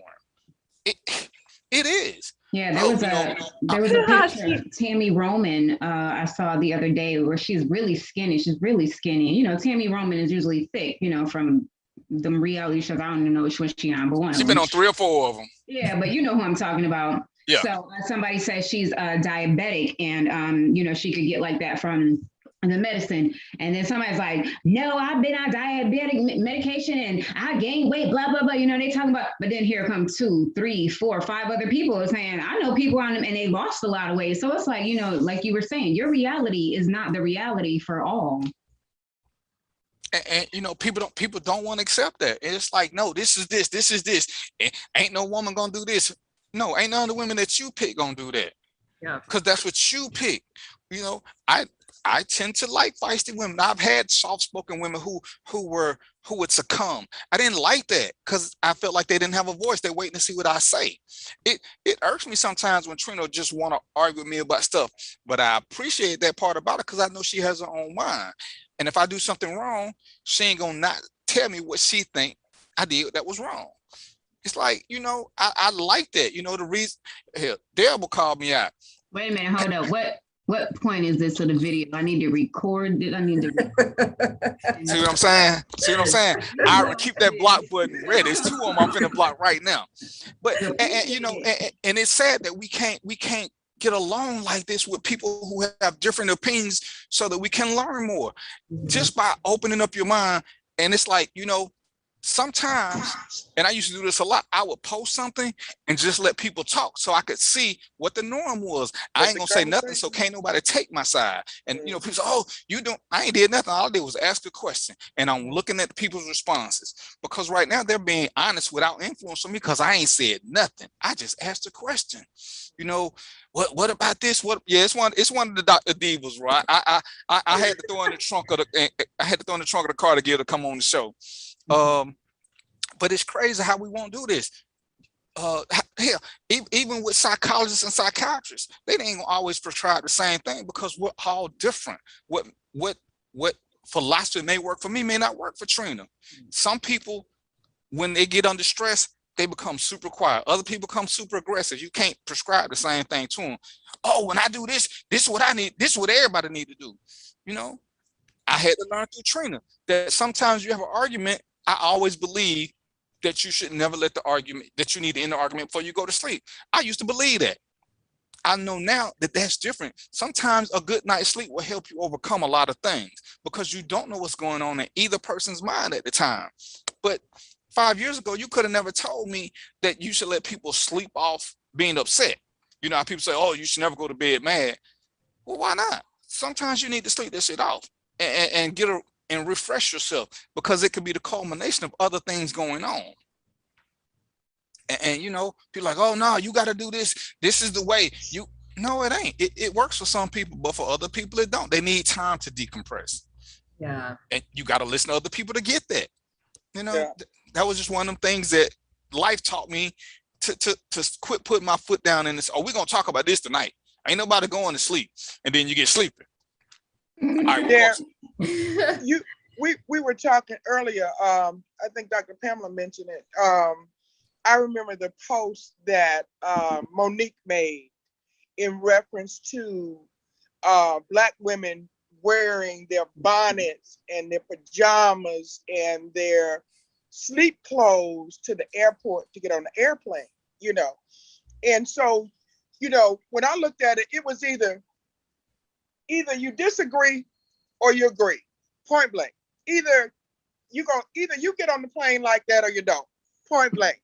And what amazed me was, in reading the comments, how rather than agree or disagree, they went for her personally. They went, you know, and I'm like, okay, that has nothing to do with what she said. Stick to the script. Either you agree or you disagree. You know, and when I started, look at her, she recording and she has a bonnet on, but she's sitting in a room in her house making a statement. And so for me, that was one of those occasions that I saw, here we go with the negativity. Here we go. We just keep flying, spitting it out. But I'm sorry. Go ahead. I was just going to say, the message itself has long been the unimportant factor of the message. Now it's the messenger, not the message. Yeah. Yes. And they went straight forward. And I'm thinking, stick to the script. Either you agree, I'm going to wear my bonnet and my bedroom shoes and my pajamas to the airport to get on the plane, or you're not. You agree or you don't. But why want to go in and attack the messenger? Yeah. So that's that negativity. Right. I had quoted one of Gandhi's saying, I don't even remember which one it was, but I quoted one of his sayings and the comeback was, oh, he was racist. I don't give a damn what he was. What he said was real. This was true. It's good. Take the message and, let the message be what it is. And, with the Monique thing, like you said, everybody was attacking the messenger, but it's like, they're not even listening to her intent. Like she spoke that out of love. You can hear it. Like you said, either you're gonna wear a bonnet and don't care, or you're not gonna wear it because it's just not what you do. But she wasn't saying it with malice, she was like, just have pride. But if you don't want to have pride, hey, do what you do. Yeah. We don't understand the open umbrella mentality. Because I say, if you look at it for what it's worth, for the way most of us talk, most of us would have loved Hitler. We didn't like the end result, but all he did was, he was about his racial pride, which is what a lot of Black people talk about. Forget the actions that he took to get there. But most of his messages, if you just simply listen, I'm not a fan of Farrakhan, but I would be stupid to say that he ain't said some really great stuff. I just know more about him than most. So, but I can't sit back and say that he ain't put out some good messages. And as Trina said, sometimes you got to listen to the message. Don't sit there and just be focused on the messenger, because I'm going to argue with the messenger because I don't like him.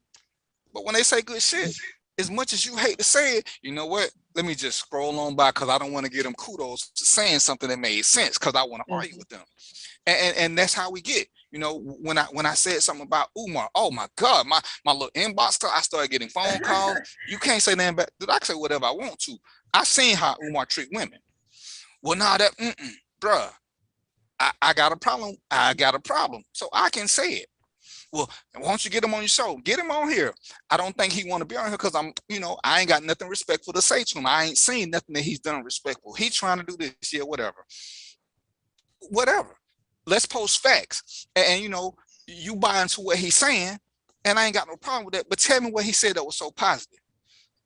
And then that's when they start going to all the things he's been trying to do for 47 years. Give me a break. Give me a break. What are you doing? I ain't stealing people's money. Iron, did you find the Richard Sherman post? That's what you're supposed to be looking for.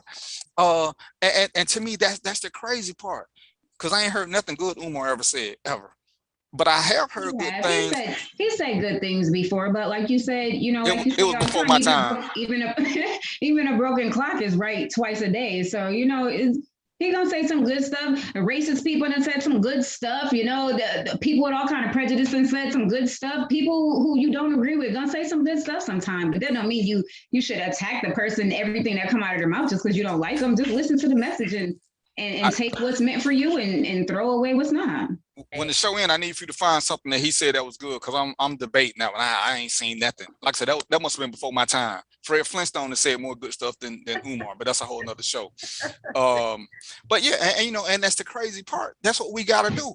Most of the people who I've invited to the show are people I've never met, but they said something that was different, that made me look at something different. So come on here and talk about this, because I don't grasp the theory, and I tell the story about even when I was doing security, I would take my mother with me because she would see things as a woman that I would never see. I wanted a different vantage point, because I'm thinking as a man, I can't think as a woman.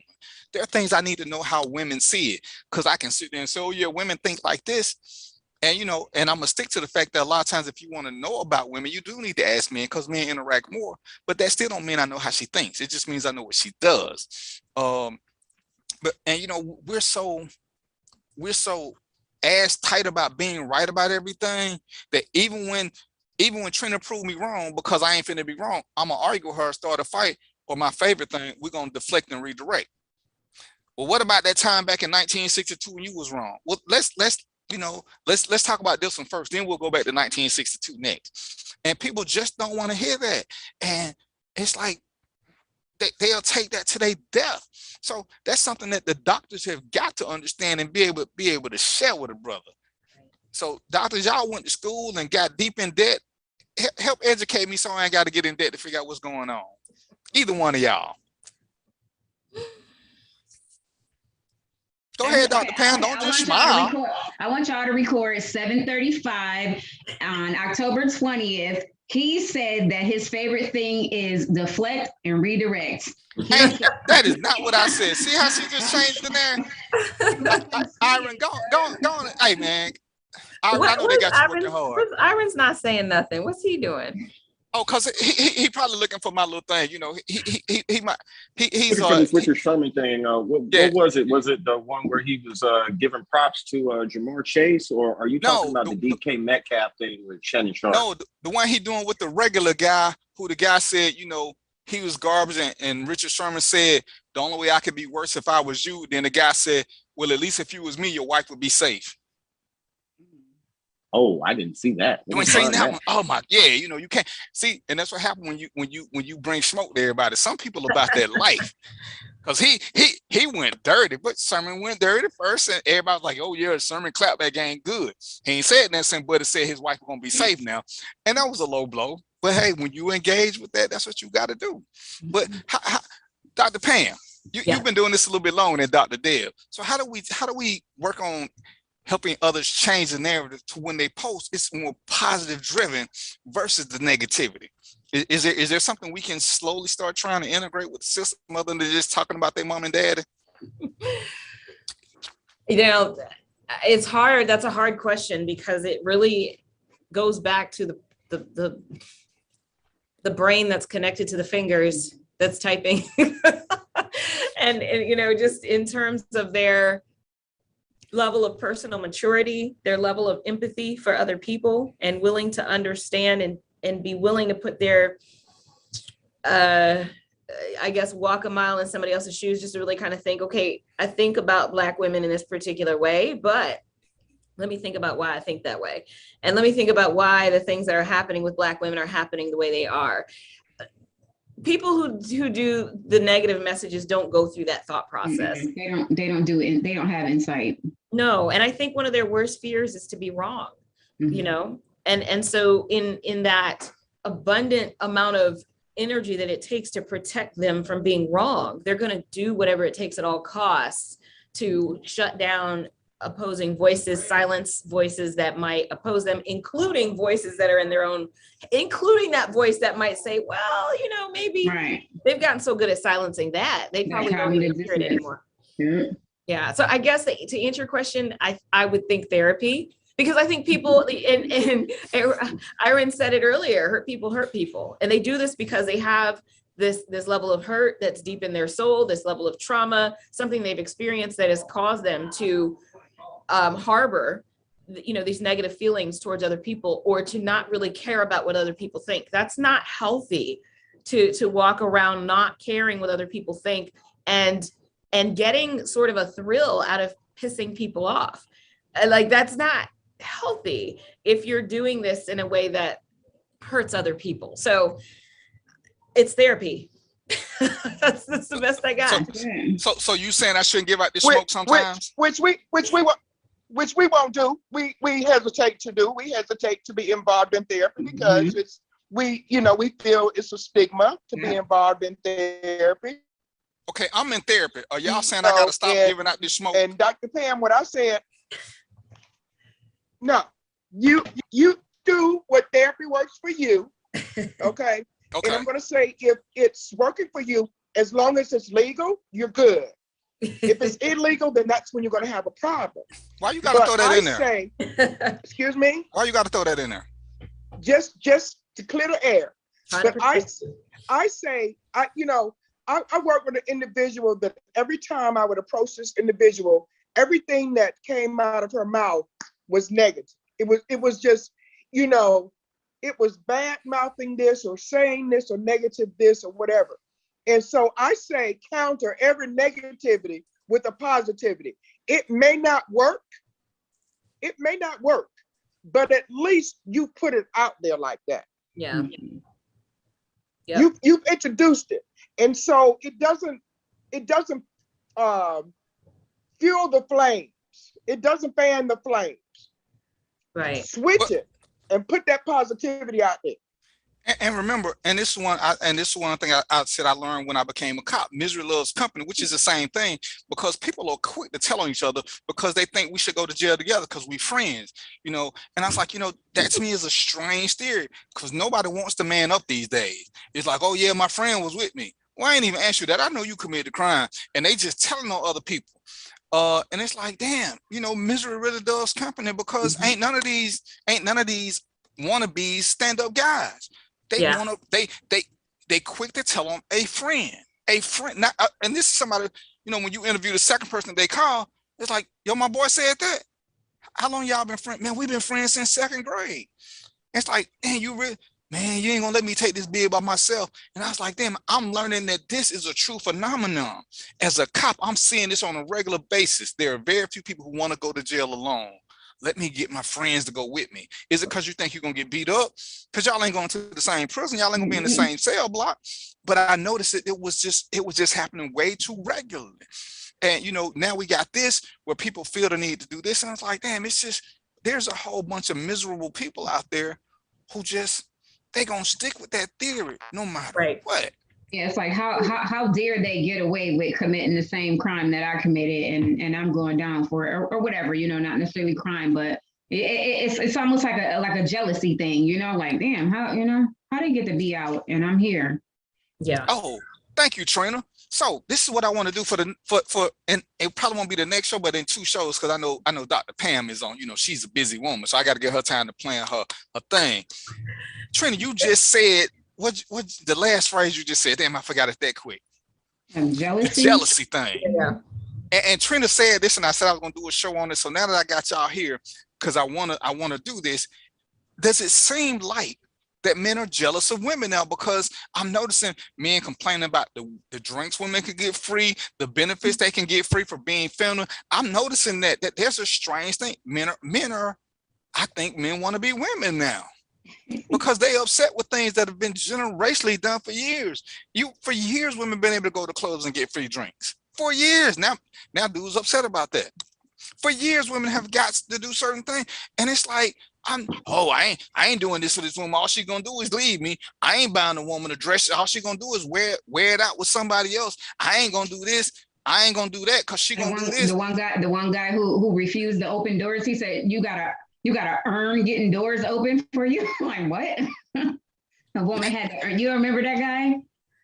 Man, you done had me fighting. So, man, Trina, you got me buying plane tickets for people who want to fight. But so yeah, ladies, go ahead. I'm sorry. I was just going to say that there's this growing sentiment from men, and I hate doing this because I don't want it to sound so generalized at all. But this idea of, women think we're intimidated by you. We're not intimidated by you, and I'm like, where is this coming from? Because if the experience that we have had is that when we have certain levels of either success or we're just happy, it doesn't even have to be about success. We are just abundantly happy. We're full of joy. We love the time we spend with our girlfriends. We love taking trips, whatever it is that we love to do. And if whatever male is in our life doesn't feel included or, cuts us down because of it, oh, you think you're all that because X, Y, and Z, what else are we supposed to call that if it's not intimidation? You can give it whatever word you want. What we're trying to say is that when we are climbing and we're thriving, we're doing our best, there are always men who struggle with that. So if they don't want to call it intimidation, what is it? And it just brings to mind that insecurities are always louder than confidence. You're like, where is that coming from? His insecurities. Yeah. And I think women are becoming more empowered. Mm-hmm. Women are becoming more empowered to say, no, I'm not, that's not what's going to happen. That's not what we're going to do. I'm not participating. I don't have to accept that. I think it's coming because we are becoming more empowered with who we are. And like you said, Dr. Pamela, with, as we gain more, it's the empowerment. And so it does become intimidating. So it's like, oh my goodness, just like that. Just like that. And it sucks while she's thinking that, who gave you this empowerment? We did, from the way we treated y'all. And I try to tell brothers, women became stronger because we made them. They got used to that script where, women can date a good guy. And most of them have. Y'all see my superstar in the background getting her hair done. Okay, she got a hot date. Keep your thought. Let me just get mine out. I was gonna say that it's almost like they're losing control. They're losing control over us, and it's frightening.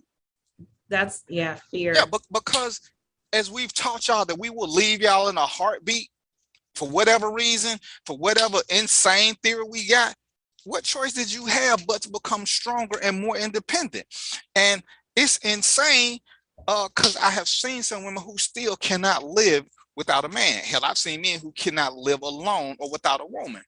And that whole theory is like, when you keep putting somebody through the same scenario, eventually they're going to become stronger or die. Mm-hmm. Self-survival is the most strongest instinct that most of us have.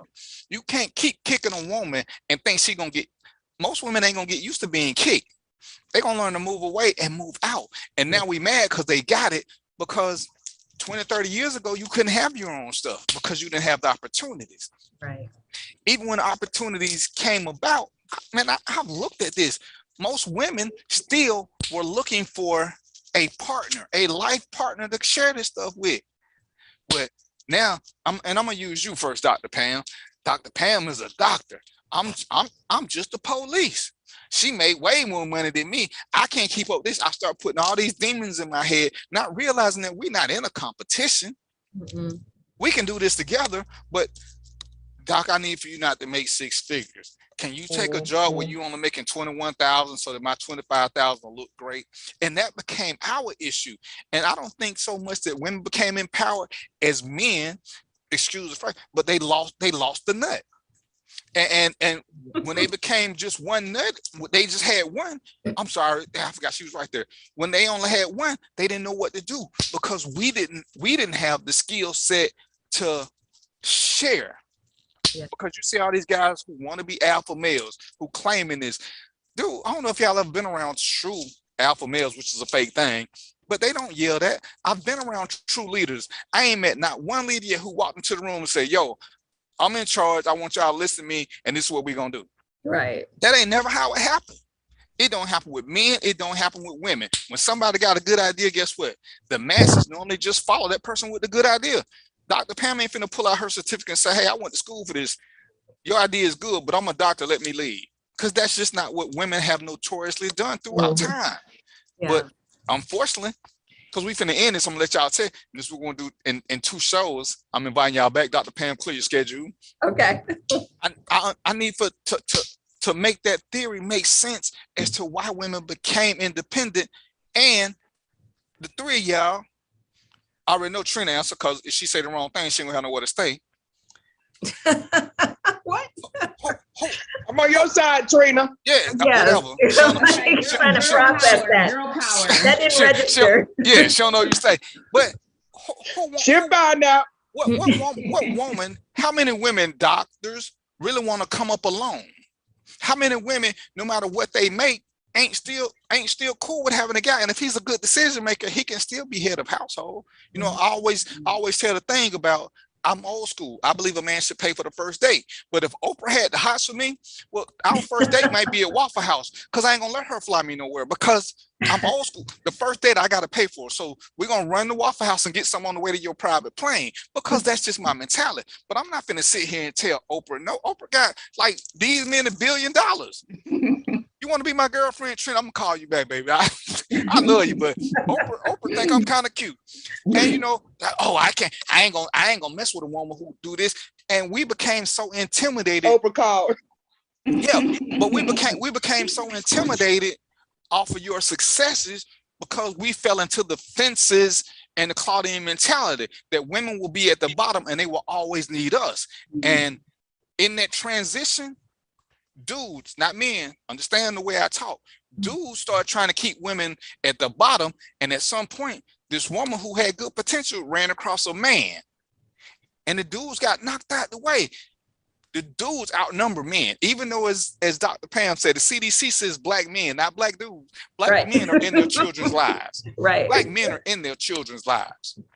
And some of them even understand co-parenting. I got a couple of friends who do their co-parenting. They don't live together, but they understand that co-parenting is about the health of the child, not the health of the other parent. So they make sure the child is good. And if they got to make sure that each other's good, that's what they do. But they're not a couple anymore. They're a couple with a child. And I see so many guys and dudes get intimidated by this simple little thing, you know, that you know, men, I like women who've got kids because I'm scared of pregnant women. But most of the women that I've dealt with, I had a problem at some point with one of the child's fathers talking about me raising their child. And I'm like, so you got a problem with somebody who has the means doing something good for your child. You rather your child suffer from your cheesy, no money having ass, and make it make sense. And that's a That's a dude thing.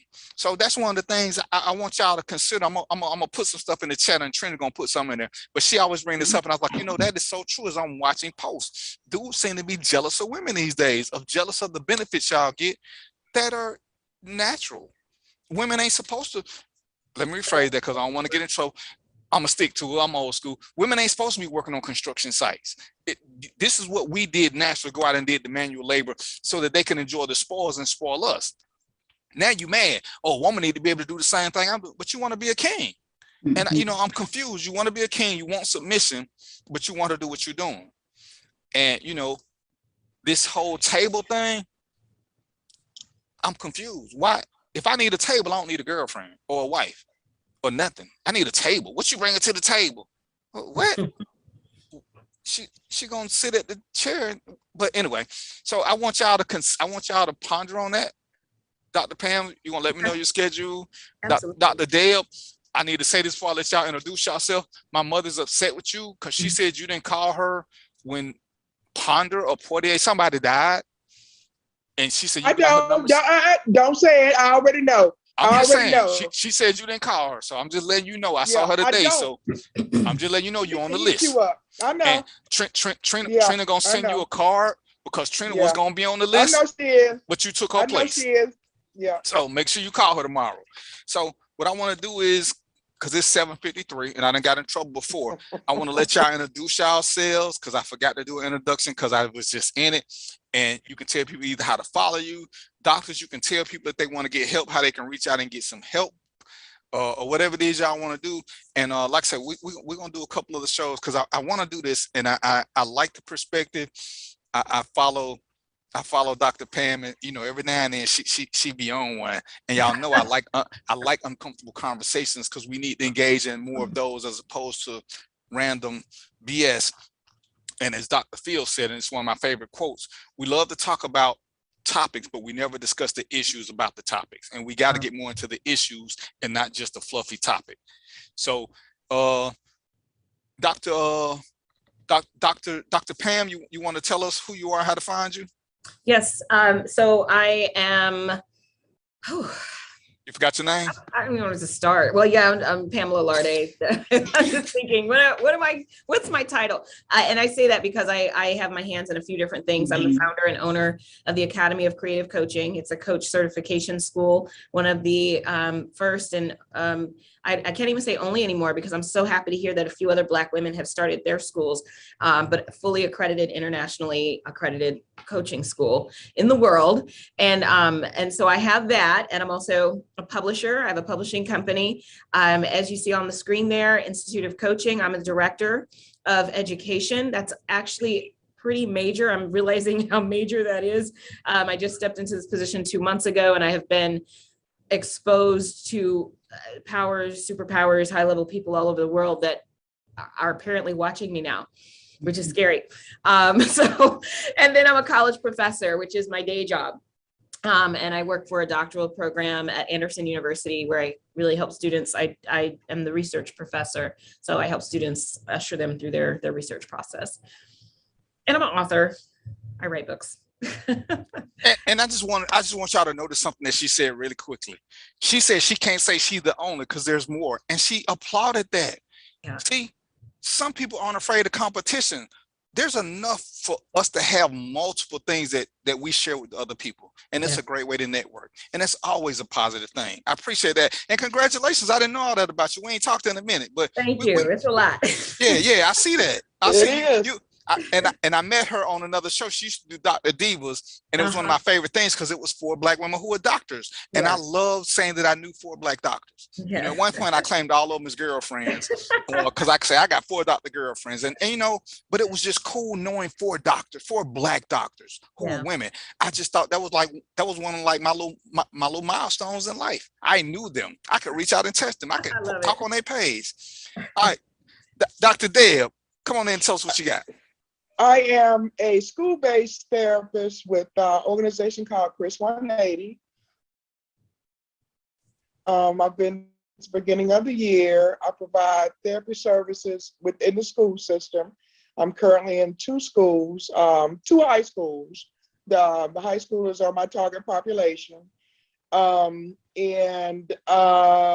else? That's it.